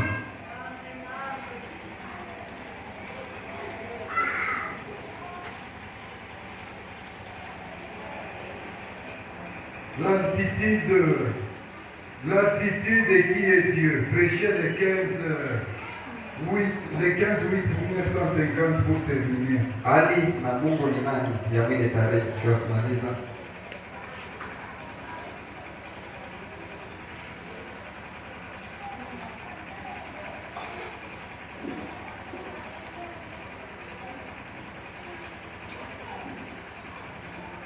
Que Dieu nous assiste en tout cas. Mungu atusaidie. Que Dieu nous aide. Mungu atusaidie. Sans lui, on ne peut rien faire. Bila Mungu hatafanya kitu hata kimoja. Nous devons implorer la miséricorde de Dieu. Tunapaswa kulomba rehema ya Mungu. Nous devons être à genoux à tout moment et à tout instant. Tunapaswa kupiga magoti kuomba kila wakati. Le temps est tellement parti. Hii muda umeshakwenda zaidi. L'attitude qui est Dieu prêché le 15/8/1950, paragraphe 22. Si vous étiez mourant, je me suis tenu à côté des gens qui s'aimaient. Alléluia. Donc kama anaanza kufa, Frère Joseph, unaenda kulala na inji. Puis tenir à côté des gens qui s'aimaient. Ceux qui pensaient être sauvés. Ah, frère, dada, wakati ni hii tuko nasumbulia na mwezi. C'est le temps. Frère Branham a dit que je vis des gens pensaient être sauvés. Nisha kuokolewa. Mais ile siku ya lufu. Frère Branham nous dit, à chaque battement du cœur, nous avançons vers l'ombre noire. Et la mort ne change rien. La mort, c'est un déplacement d'un lieu à l'autre. Si vous êtes croyant ce matin, la mort vous surprend. Vous serez toujours un croyant de l'autre côté. Si vous êtes incrédule maintenant, la mort ne change rien. Lufu anataka kubadilisha ukikufa hicho kwa mwaminifu hapana. Je vis ceux qui pensaient être sauvés. Niliona bantu wale wanaanza kuwaza kasema je n'étais ni quand il mourait. Na nilikamata wakati wanaanza kutafuta kufa. Je vis ceux qui savaient réellement qu'ils étaient sauvés. Niliona bantu wenyewe wale wanaanza kuona sema hakika shikisha kupolewa. Ils sont partis balikufa criant victoire. Wanaanza kusema ushindi. C'est vrai. Je les ai observés dans toutes les circonstances où cela arrivait. Soyez sûrs d'être en ordre avec Dieu.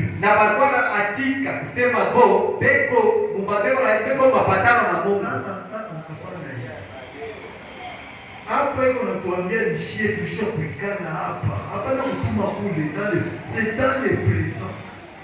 Anasema soyez sûrs d'être en ordre avec Dieu. Tukuye na hakika sema avant de quitter ici. Mbele ya kutoka hapa. Alléluia église. Amen.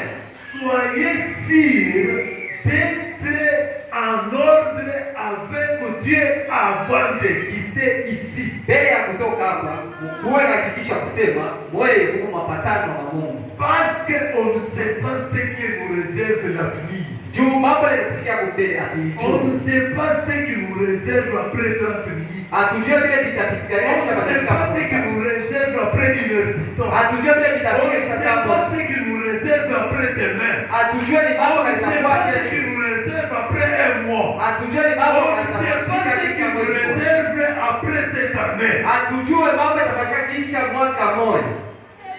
Soyez sûrs d'être en ordre avec Dieu avant de quitter ici. Lakini mbele ya kutoka hapa, mjue ya kwamba mkwenda hakikisha kwamba Mungu mapatano na Mungu. Ne prenez pas ce que quelqu'un d'autre dit. Wewe usibebe tu vile mtu mwingine anasema.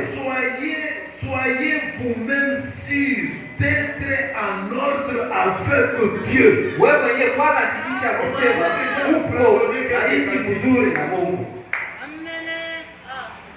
Ne prenez pas ce que quelqu'un dit. Moi, je peux t'apprécier. Frère, sœur, il est né de nouveau. Il a le Saint-Esprit. Mais toi, tu es en ordre avec Dieu.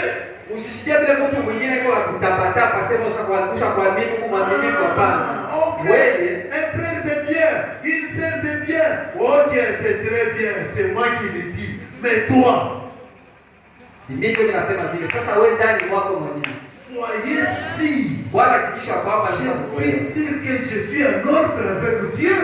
Wewe mwenyewe uliuliza eti mimi mwenyewe kuna hakikisha kwamba niko Mungu. Si l'enlèvement se faisait maintenant. Kama nyakulifu nafashika leo. Pose-toi la question. Ujiulize. Est-ce que j'irai dans cet état où je suis? Eti mwi hadi niko ni mimi sikwenda. Si la mort me surprenne maintenant. Kama tu lufu unanikulia. Parce qu'il y a des choses devant nous. Vitu viwili mbele. Soit c'est la mort. Kufa. Soit c'est l'enlèvement. Si c'est l'enlèvement qui doit se faire ce soir, est-ce que vous êtes en ordre avec Dieu?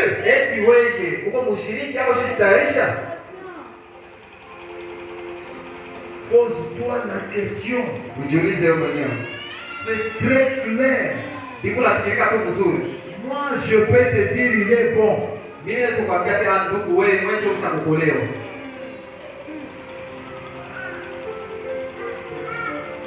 Ne prenez pas ce que quelqu'un d'autre dit. Hapana kushikia na kubakilia kama vile mtu mwingine anasema. Soyez vous-même sûrs d'être en ordre avec Dieu. Lakini wewe mwenyewe Bwana hakikisho ya kusema ushotengeneza na Mungu. Maintenant, sasa la divinité est ici en nous. Mungu hapa ndani yetu shii. La divinité en nous. Mungu ndani yetu. Encore peu de temps. Na mumashiko tu kidogo. Le monde ne me verra plus. Dunia, watu wa dunia basi taniona tena. Est-ce que scripturaire? Eti ni bien wachikiwa. Mais vous, lakini wewe, vous me verrez. Utaniona. Car je serai en vous. Jumita kuya kati yenu. Même en vous tena ndani yenu jusqu'à la fin du monde. mpaka la mwisho ya dunia. Alors, Sasa Christ dans son église, Kristo ndani ya kanisa yake jusqu'à ce que le monde ne le verra plus. mpaka na mwile wakati yenyewe bado dunia Alors, tutaona si tena. nous pouvons trouver là où Christ est en train d'œuvrer dans son église, Kama tunaweza kupata kwa tufuashi fulani mkanisa yake Kristo kwa natumika. c'est dans cette église-là. Ni mwile kanisa mule. C'est dans cette église-là que j'aimerais être. Ni mwile kanisa mwenye Kristo kwa natumika chombe vitapenda nyase kwa Mungu. C'est cette église-là des enfants du premier-né. Ni mwile kanisa watoto wenye bazaliwa wa kwanza. C'est dans cette église-là où on cherche le droit d'aînesse comme la vie ou la mort. Ni mwile kanisa mule ndio natafuta haki ya kuzaliwa wa kwanza kama vile waliopa kufa. Ndio Bwana anasema hivi. Ce soir, Hii magharibi examine-toi. uiangalie mbele ya maisha yako. Est-ce que Eti tu es en ordre avec Dieu? ushakutengeneza na Mungu.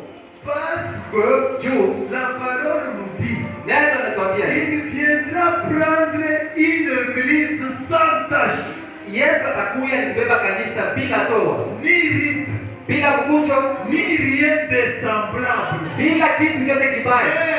Mais Lakini nous avons des choses semblables au péché. tuko na mazambi, vitu vya kufanana na Il mazambi. nous incombe de nous examiner. Shie inatubidi tujichunguze.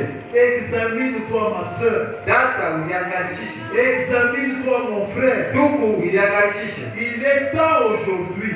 Ni wakati yako leo. Dieu nous donne cette occasion. Mungu anakuamulia hii bahati.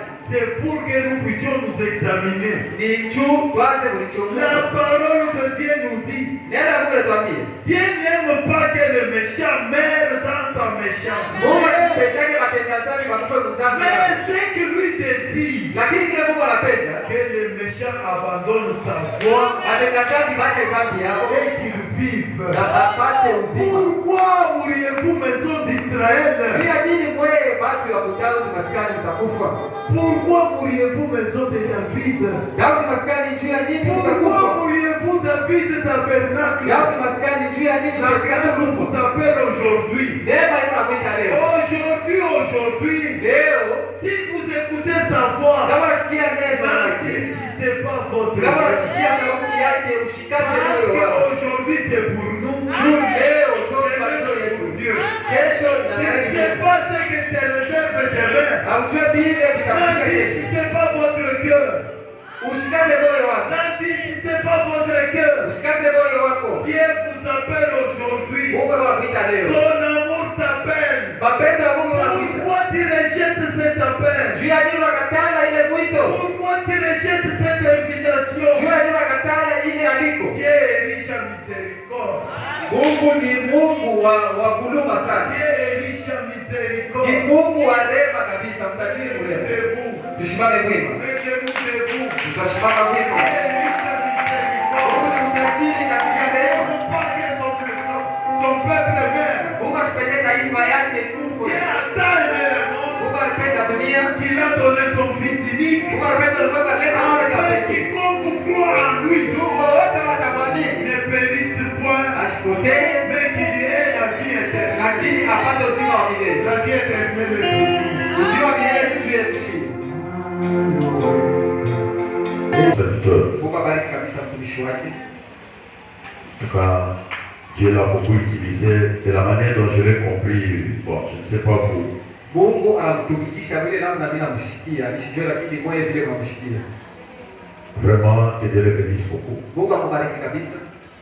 Quand il avait commencé ce sujet le dimanche, Wakati vraiment, j'étais trop touché. wakati mposha raza ikishina mie ni kusiwa kabisa. Et quand encore il a repris aujourd'hui, j'étais beaucoup consolé. Na leo hivi tena nakirudishia hapo mie nilifarijiwa sana. Pendant qu'il parlait, Wakati anazosema j'ai compris quelque chose que nous nous sommes déjà habitués à la prière. mimi leo kitu kimoja kusema shie bantu ba kanisa kushakuzobeana na maombi. Nous nous sommes habitués avec les jours de jeudi, c'est notre jour de prière. Siku ya fajiri tunazobeana nayo siku ya maombi. Ce n'est pas tout à fait une préoccupation. Ati Si c'était une préoccupation, nous aurions beaucoup de témoignages pour la journée d'aujourd'hui. Kama maombi ilikuwa ni kitu kinachokuangaikia, tunapasha kupata maushuhuda mingi sana. Écoutez, le Saint-Esprit a parlé quelque chose à travers frère Abraham. Roho Mtakatifu inasema kitu fulani kupitia mtumishi Abraham. Des fois que tout le monde n'a pas compris. Mara nyingine watu wote washikie. Même si nous prions 15 minutes, même si nous prions 20 minutes, mais comprenons d'abord réellement ce que dit le Saint-Esprit. Hata kama tunaomba madakika 15, madakika 12, lakini tushikie mbele kile Roho Mtakatifu inasema. Le Saint-Esprit a dit, Roho Mtakatifu inasema, c'est votre vie qui vous contrôle. Ni maisha yenu tu yenyewe mlichunguza. C'est quelqu'un qui peut dire amen à ça. Eti mtu anasema amina. C'est votre vie qui vous contrôle. Maisha yako tu yenyewe mlichunguza. C'est ma vie qui me contrôle. Ni maisha yangu tu yenyewe mlichunguza mimi. Suivez-moi très bien. Je n'aime pas voir une sœur dans le petit tal. Sipende kuona dada tamoya, kuona watu wote humu kanisa wenye kushikia neno. Il y avait quelqu'un qui avait acheté les esclaves. Kulikuwa mtu mmoja alizaka batumwa watu wa kumtumikia. Mais son ami est venu visiter. Lakini rafiki yake akakuwa kumtembelea. Il a trouvé que parmi les esclaves, l'un n'était pas comme les autres. Lakini akaangalia kubale batumwa wote, kulikuwa mtumwa mmoja asiweze kufanya vitu sawa wale wengine wote. Les autres se comportaient comme les esclaves. Wote kama wengine baraza kuishi sawa batumwa. Et l'autre ne se comportait pas comme un esclave, mais il se comportait comme quelqu'un qui est libre. Lakini huyu mtumwa mwingine yeye asiweze kutenda sawa vile mtu mwenyewe kama mtumwa, lakini anaweza kuishi sawa mtu yuko huru. Alors cet homme a remarqué que les autres ici étaient contrôlés par l'esprit d'esclavagisme. Lakini sasa ule mwenyewe kutembelea rafiki yake akaangalia, akaona mabantu wote wanashotawaliwa na ile pepo ile roho ya mtumwa.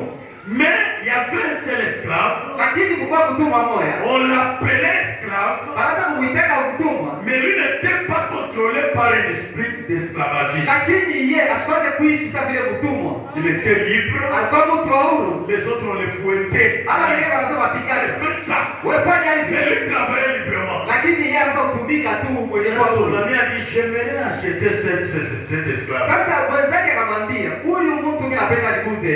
Il a dit non non je ne peux pas les vendre. Akamwambia hapana, huyu mimi sitakushusha. Il a dit vous ne voulez pas les vendre pourquoi? Akamwambia upenda kumshusha nini? Il a dit c'est un esclave qui est distingué des autres. Akasema huyu mtumwa huyu anachana batumwa wote. On l'intime pas l'ordre. Yeye anamfanyisha vitu njoo vifanye. Mais il travaille librement. Yeye mwenyewe anatumikaka. On lui a dit est-ce qu'il est le chef des autres? Yeye akamuuliza yeye ndio chef Il yao. a dit il n'a jamais été le chef. Akasema chef wala chef hata siku moja. Il est l'esclave comme tout le monde. Yeye ni mtumwa tu sawa batumwa wote. Maintenant son chef a dit Sasa mkubwa wake akasema, je l'ai étudié pendant longtemps. mimi nilimfunda mashiko ya mingi. Mais finalement j'ai découvert là où il vient, il était un fils du roi. Lakini kumwisho mimi navumbura kwamba yeye kule anatokea Mwafrika, alikuwa ni mtoto wa mfalme. Mais les autres, Lakini wote il n'était pas le fils du roi. alikuwa ni mtoto wa mfalme. C'est pourquoi la même vie là, Choko maana ile tabia de la royauté ya là, mfalme ile, le même esprit là, ile maisha de la ya royauté ya là, mfalme ile le suit même d'ici. inakupeleka mpaka na Il huko. contrôle même ici. Siko na kushindikiza mpaka na huko. Toi tu es une fille de Dieu. Wewe mtoto wa Mungu. Quelle est la vie qui te Ni contrôle? maisha gani ndio kunaishi? Tu es un fils de Dieu. Wewe mtoto wa Mungu. Quelle est la vie qui te Ni contrôle? vitu gani unafanya maisha gani unaishi? Vous savez, Unajua? si la vie, c'est la vie qui vous contrôle, Kama ni maisha tu cheko na kuchunguza, pour découvrir que cette vie qui me contrôle est bonne ou mauvaise, je kuvumbula kusema hii maisha yenyewe kunaishi iko mbaya wala mzuri. la première des choses, voyez ce que vous produisez. Wanze kuangalia vitu vile kunafanya. Si c'est conforme à la parole. Kama vinapatana na neno ya Mungu. Et quand on prêche, Na kama unahubiri, pour découvrir la vie qui vous contrôle, juu uvumbule maisha yenyewe soyez kutawala. attentif à la prédication. Wewe chikia mahubiri sana. Dès qu'on souligne quelque chose qui n'est pas conforme à la parole, acceptez-vous tel que vous êtes là. Kama wanapea kitu kile unafanyaka kenye akipatana na neno la Mungu, wewe chika. Donc vous devez vous accepter que oui, je suis coupable, ce que la parole dit c'est vrai, c'est ce que je fais. Unapasha kuichika kusema ndio mimi ni mkosefu. Kile neno nasema ni vya kweli, mimi naibaka. Ce que la parole dit c'est vrai, je bois. Ile neno nasema ni vya kweli, mimi ni Ce que la parole dit c'est vrai, je vole. Mie bila neno nasema ni vya kweli. C'est que la parole dit c'est vrai, je garde encore les inimitiés. Bila neno nasema ni vya kweli, mimi nachungiana tena mama. C'est que la parole dit c'est vrai, je me comporte pas bien, je suis un désordre. Kile neno nasema ni vya kweli, mimi shikana naishi mzuri, niko mtu unafanya bila magana. Si vous acceptez tel que vous êtes découvert, kama unachika makosa yako, réfléchissez sur vos valeurs. Asa waze kukumbuka, waze kuwazia kwa mabei yako. Amen, amen. Amen. Pourquoi seulement toi qui as cru ce message? Juu ya nini hapa bantu wote hapa baamini ujumbe mpaka wewe ndio unaamini ujumbe? Or la parole dit ce message tombera dans les mains des prédestinés. Japo neno la Mungu inasema hii ujumbe itaangukia ni pale kuchaguliwa. Ceux qui croiront ce message, celui qui croira ce message, c'est seulement celui qui a été prédestiné. Mpaka unatanguliwa kuchaguliwa na Mungu.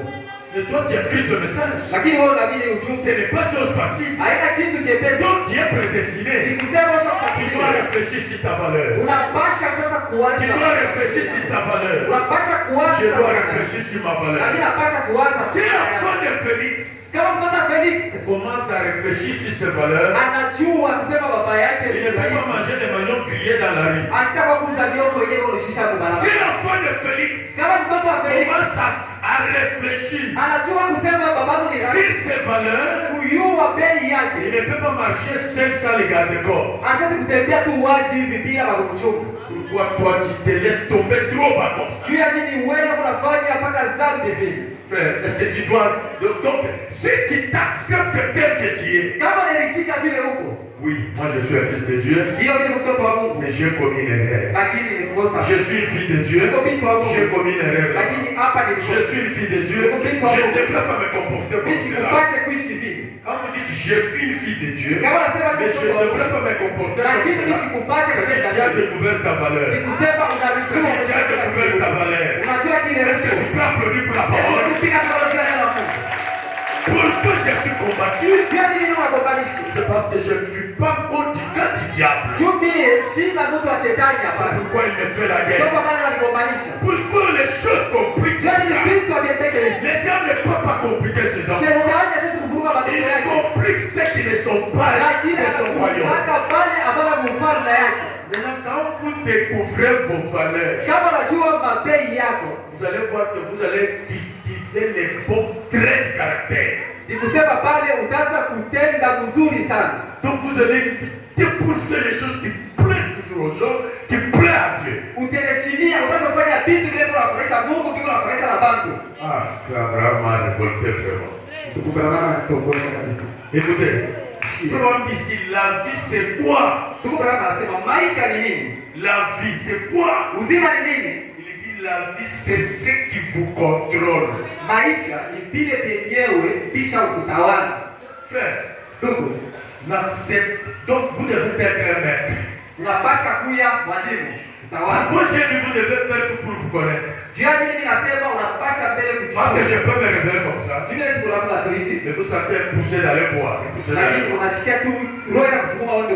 Mais si c'est toi qui contrôle cette vie-là, comme vous êtes déjà découvert, vous allez dire non, ça c'est un esprit. Aujourd'hui je ne me déplacerai pas pour aller là-bas.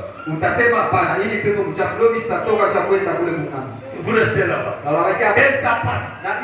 Plus ça passe, plus vous croissez. Demain notre désir arrive.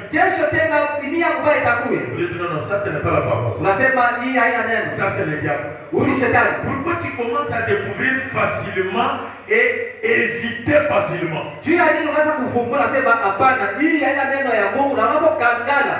C'est parce que tu t'es découvert ce que tu es et tu as découvert tes valeurs et tu commences à développer les bons traits du caractère. Maintenant, après avoir développé les bons traits du caractère, vous allez décider, vous allez choisir quel est l'esprit qui peut te motiver toi. Il dit, la vie c'est ce qui fait de vous ce que vous êtes. Maintenant, qui êtes-vous maintenant? Qu'est-ce qui attire ton attention souvent dans ta vie? Qu'est-ce qui domine ta pensée souvent?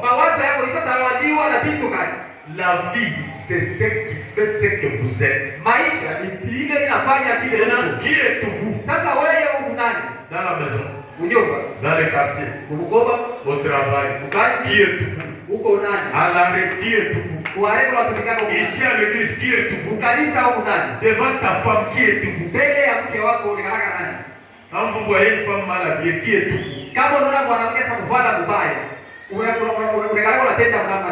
Non, non, qui êtes-vous?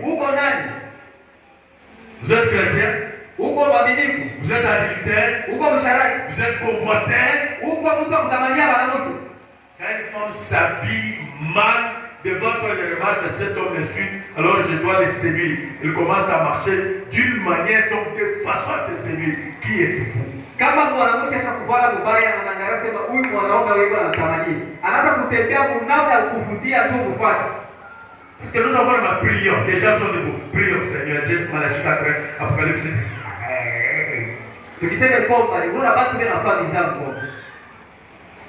Mais après avoir écouté une dure parole, lakini baatokea kushikia neno ya nguvu kabisa. Nous avons compris que les gens se sont habitués avec la prière. Tunaelewa ya kwamba watu wanasogelea maombi sana.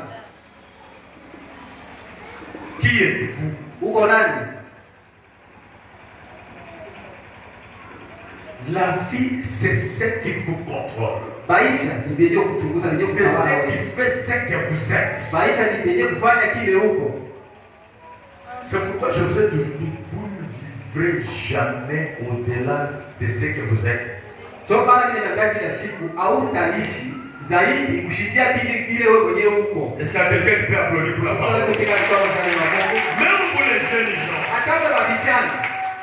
La vie que vous menez aujourd'hui maisha ile unaishi leo détermine votre destinée. Iko unaonesha kile utakuya unashukua kumbele. Si quelqu'un peut dire amen à ce que je dis. Tu peux voir un jeune. Il travaille. Il travaille. Il achète un amorcellement. Bon, l'amorcellement là peut l'aider maintenant.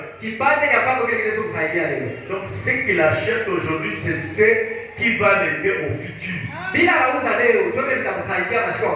Donc la vie que vous menez aujourd'hui détermine ce que vous serez demain. Amen. Amen. J'ai un frère dans cette église. Il m'avait dit, pasteur, je voulais avoir d'abord la parcelle avant de me marier.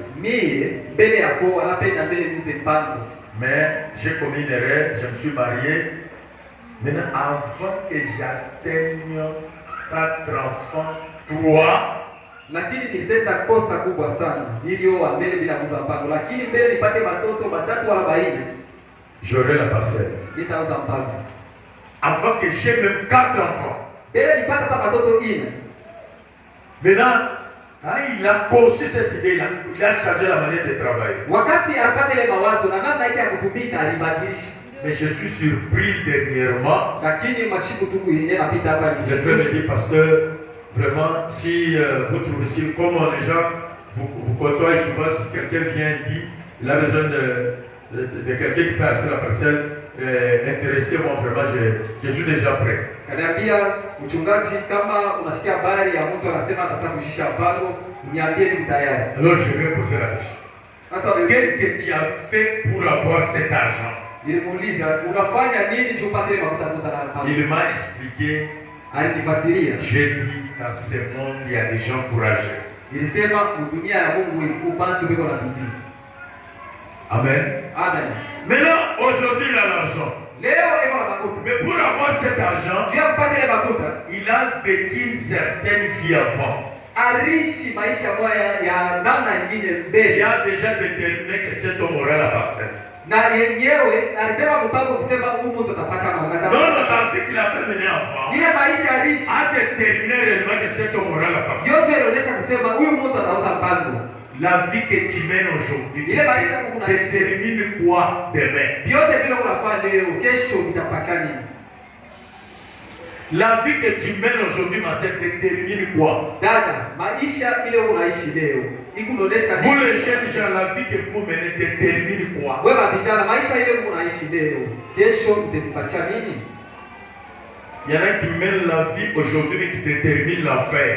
Kuko batu wenyewe unaishi leo lakini mkumwangalia bila unafanya kusema huyu anatenda tu. Il y en a qui mènent la vie aujourd'hui mais qui déterminent une grande prospérité demain. Kuko batu beko nafanya bintu na mwangalia kusema huyu mtu ataendelea kesho ile bintu unafanya. Il y a des jeunes filles qui mènent une vie qui détermine un bon mariage. Kuko babiti wengine beko naishi vizuri na wanamwangalia kusema huyu ataoa kutoa ya vizuri. Il y a des jeunes filles qui mènent une vie qui détermine l'impudicité, donc les camalons en tête. Kuko banamke wengine bintu beko nafanya leo huyu unaangalia kusema kesho tutakukuta mkamaloto. La vie a beaucoup de signification. Ce que je vous dis, c'est avoir la foi, avoir soif de la vie du 4 mars 1960. Paragraphe 59, si vous ne trouvez pas 59, 60, si vous ne trouvez pas 60, 23. La vie a beaucoup de signification. Frère, chaque jour tu manges seulement, tu manges par la grâce de Dieu.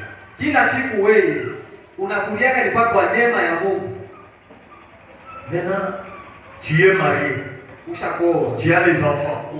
La vie que tu mènes aujourd'hui détermine une grande misère demain.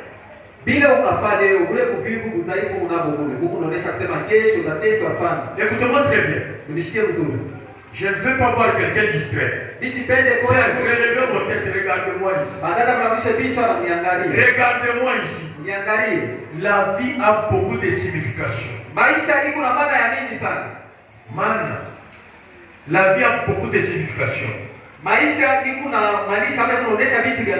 Cela dépend de l'angle sous lequel vous les considérez.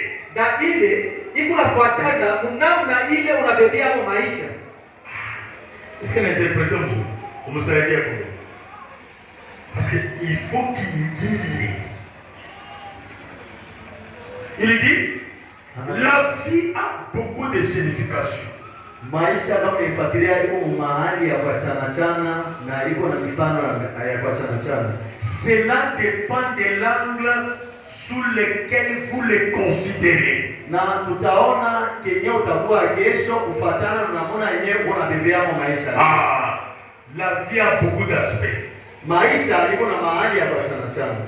Mais là ça dépend de quel aspect vous considérez la vie. Asa shetu tutaangalia kenye utakuwa kesho kufuatana na hali ya maisha yenyewe utatumia leo utaishi leo. C'est pourquoi la vie que vous menez aujourd'hui détermine ce que vous serez. Kwa maana ndio Branham anasema maisha unaishi leo iko inaonyesha kile utakuwa kesho. Applaudissez d'abord pour ça. Shangilie mbele mtu wa Mungu. Et votre vie na ile maisha c'est ce qui vous contrôle. Joe yenyewe iko na kuongoza. Comme tu es là, tu as l'unique chose qui te contrôle, c'est ta propre vie. Ta vie peut te dire aujourd'hui tu vas porter donc un truc, tu laisses ici vide, les seins, tout ça. La vie va même te dire le but pour lequel laisser ici vide. Voilà kitu kama na uvale sexy ili pande kibakie washi na maisha yako nakwambia ukiache washi bali wataona vitakuwa hivi vitapita hivi. Donc laisser une partie du sein ici nu, une partie du sein là que ça soit bombé ici et cette partie jusqu'ici que ça soit un peu vide. Unaacha ko hii ngambo ya lishibe na bakia nje, ngambo nyingine nje na hapa katikati pabakie nje, pabakie washi. Et quand vous laissez ça comme ça, vous avez obéi à la vie. Ça aussi c'est une vie. Parce qu'on nous dit la vie a beaucoup de signification. Et on nous dit cela dépend de l'angle sous lequel vous le considérez. C'est pourquoi ceux qui boivent, ils disent nous faisons la vie. Donc ils disent c'est ça la vie. maisha Ceux qui font l'impudicité disent nous faisons la vie. Basharati wanasema njoo maisha hii. Ceux qui fument disent nous faisons la vie. Mfutaji nani anakuambia nikifute njoo mimi nasikiaka bien njoo Nous qui maisha. venons à l'église, nous disons nous faisons la vie. Sheba Kristo niko kanisa ndio nasema njoo maisha. Vous les jeunes gens, Wewe babiana, vous voyez quelqu'un les cheveux comme ça, il appelle ça la vie. maana anakata nywele, ashonikana tasa mtoto wa mtu na anasema njoo maisha. Chacun a sa raison. Kila mtu eko na yake sababu. Parce qu'on nous dit cela dépend de l'angle sous lequel il les considère. Wanatuambia ile nafatana na naona yenyewe mtu atabebea mo maisha. Est-ce que tu peux dire bien amen? Amen. Votre fils, c'est ce qui te contrôle. C'est donc l'angle que tu considères la vie là. C'est ce qui te contrôle. Maisha yako ndio yenye kukongoza na muda utaishi ndio yenye itakongoza. Vous avez la vie. Uko na maisha. Vous avez le mouvement. Uko na tikisiko. Vous avez votre existence. Uko tena na uwepo. Donc c'est-à-dire le mouvement, votre existence, c'est la vie. Ndio kusema maisha yako, tikisiko wako na uwepo wako ndio maisha. Et ça dépend du genre de vie qui est en vous. Na biko nafatana na hali ya tabia wala maisha yenyewe ndani yako. Ah, ça dépend du genre de vie qui est en vous. Inafatana na hali ya tabia wala maisha yenyewe ndani yako. Allez Jérémie. Hadi Jeremie, C'est un peu compliqué d'avoir une mauvaise vie mais être bon. biko vya matata kuwa na maisha mubaya, tabia mubaya lakini uwe mtu mzuri. C'est très compliqué, non? Biko nguvu sana. C'est un peu compliqué d'être mauvais mais avoir une bonne vie. Biko nguvu ukuwe mtu wa choyo wa kuchambulana lakini baseme kuna maisha mzuri. C'est un peu compliqué Biko vya matata d'avoir un mauvais caractère wana tabia mbaya mais une bonne vie. lakini watu wanasema haiko na maisha Ou mzuri. un bon caractère Wala kuwa na tabia mzuri mais une mauvaise vie. lakini maisha mbaya. Non, non, c'est très compliqué. Habiwezekani. C'est-à-dire, Maana yake si vous êtes bon, kama uko mzuri, même vos caractères seront bons et la vie que vous avez sera. kama uko mtu mzuri, ndio kusema na matendo yako itakuwa mzuri na maisha yako na itakuwa mzuri. Si vous êtes mauvais, Kama uko mtu mbaya, vous avez aussi le caractère mauvais sasa na vyote unafanyana ni et vibaya. tout ce que vous allez faire sera Na mauvais. vyote utafanya na misemo tatosha itakuwa mbaya. Amen. Quelle est la vie qui vous contrôle? Ni maisha gani yenye kuongoza? Parce que c'est votre vie qui fait ce que tu es, ce que vous êtes. Maisha yako, tabia yako ndio yenye inaonyesha kile uko. C'est votre vie qui gère vos motifs.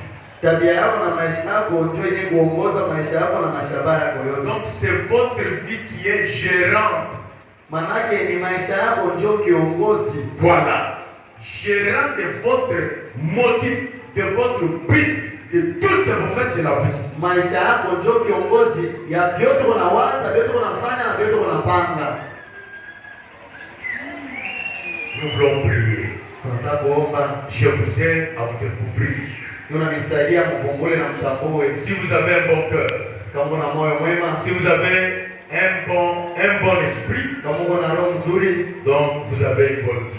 manake una maisha mzuri. Si vous avez un mauvais cœur, Kama una roho mbaya, vous avez de mauvaises pensées, kuna mawazo mbaya, donc vous avez une mauvaise vie. manake kuna maisha mbaya.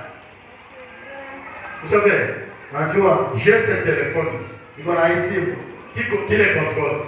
Ni nani mwenyewe anaingiaga hiyo vile vile ndani? Maintenant, même qui contrôle ce téléphone? Ule mwenyewe na hii simu na yako anafanya vyote anapenda na hii simu ni nani? J'aimerais vous faire répondre qui contrôle ce téléphone maintenant? C'est vous. C'est moi. Je peux faire tout ce que je veux avec.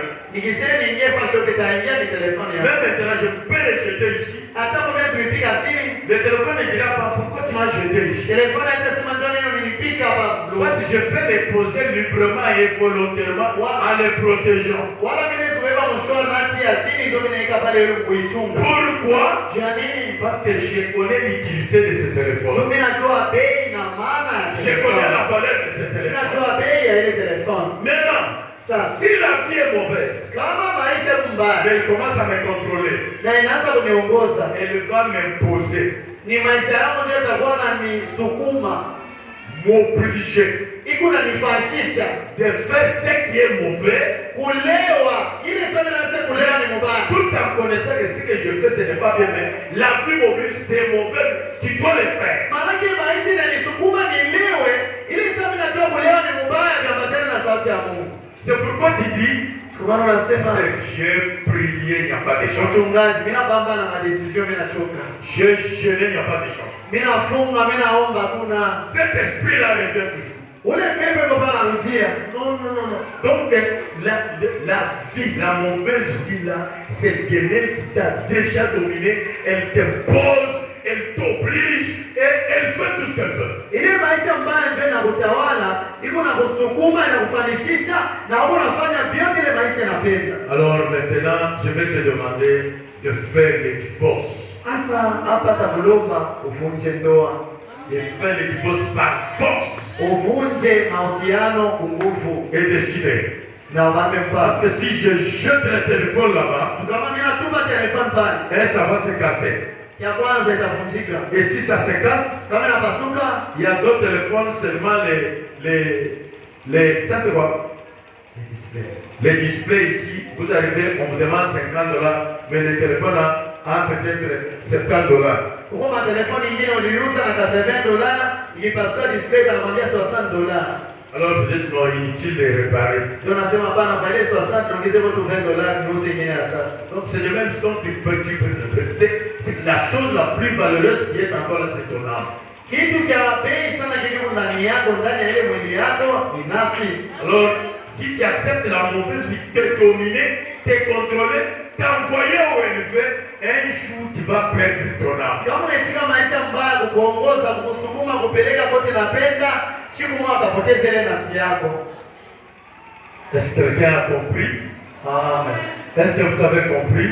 Unashikia? C'est pourquoi on nous a prêché sur le droit d'aînesse. Kwa maana walituhubiri pa haki ya kuwa mzaliwa wa kwanza. On nous a dit à cause des droits d'aînesse, je suis obligé d'arrêter même les travaux. Et on nous a dit les droits d'aînesse, c'est quoi? C'est la parole que nous écoutons. Na walituambia kwa ajili ya kuwa na haki ya mzaliwa wa kwanza, mimi sikuacha kazi na acha nyumba na kusikia sauti ya Mungu.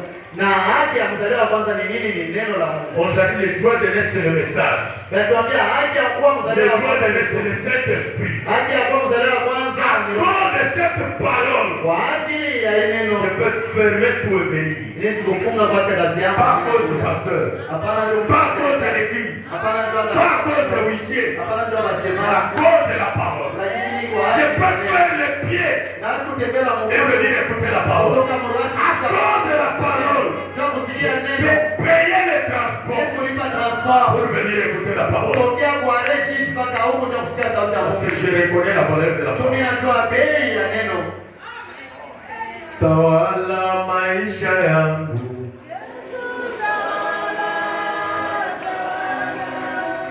Tawala maisha yangu.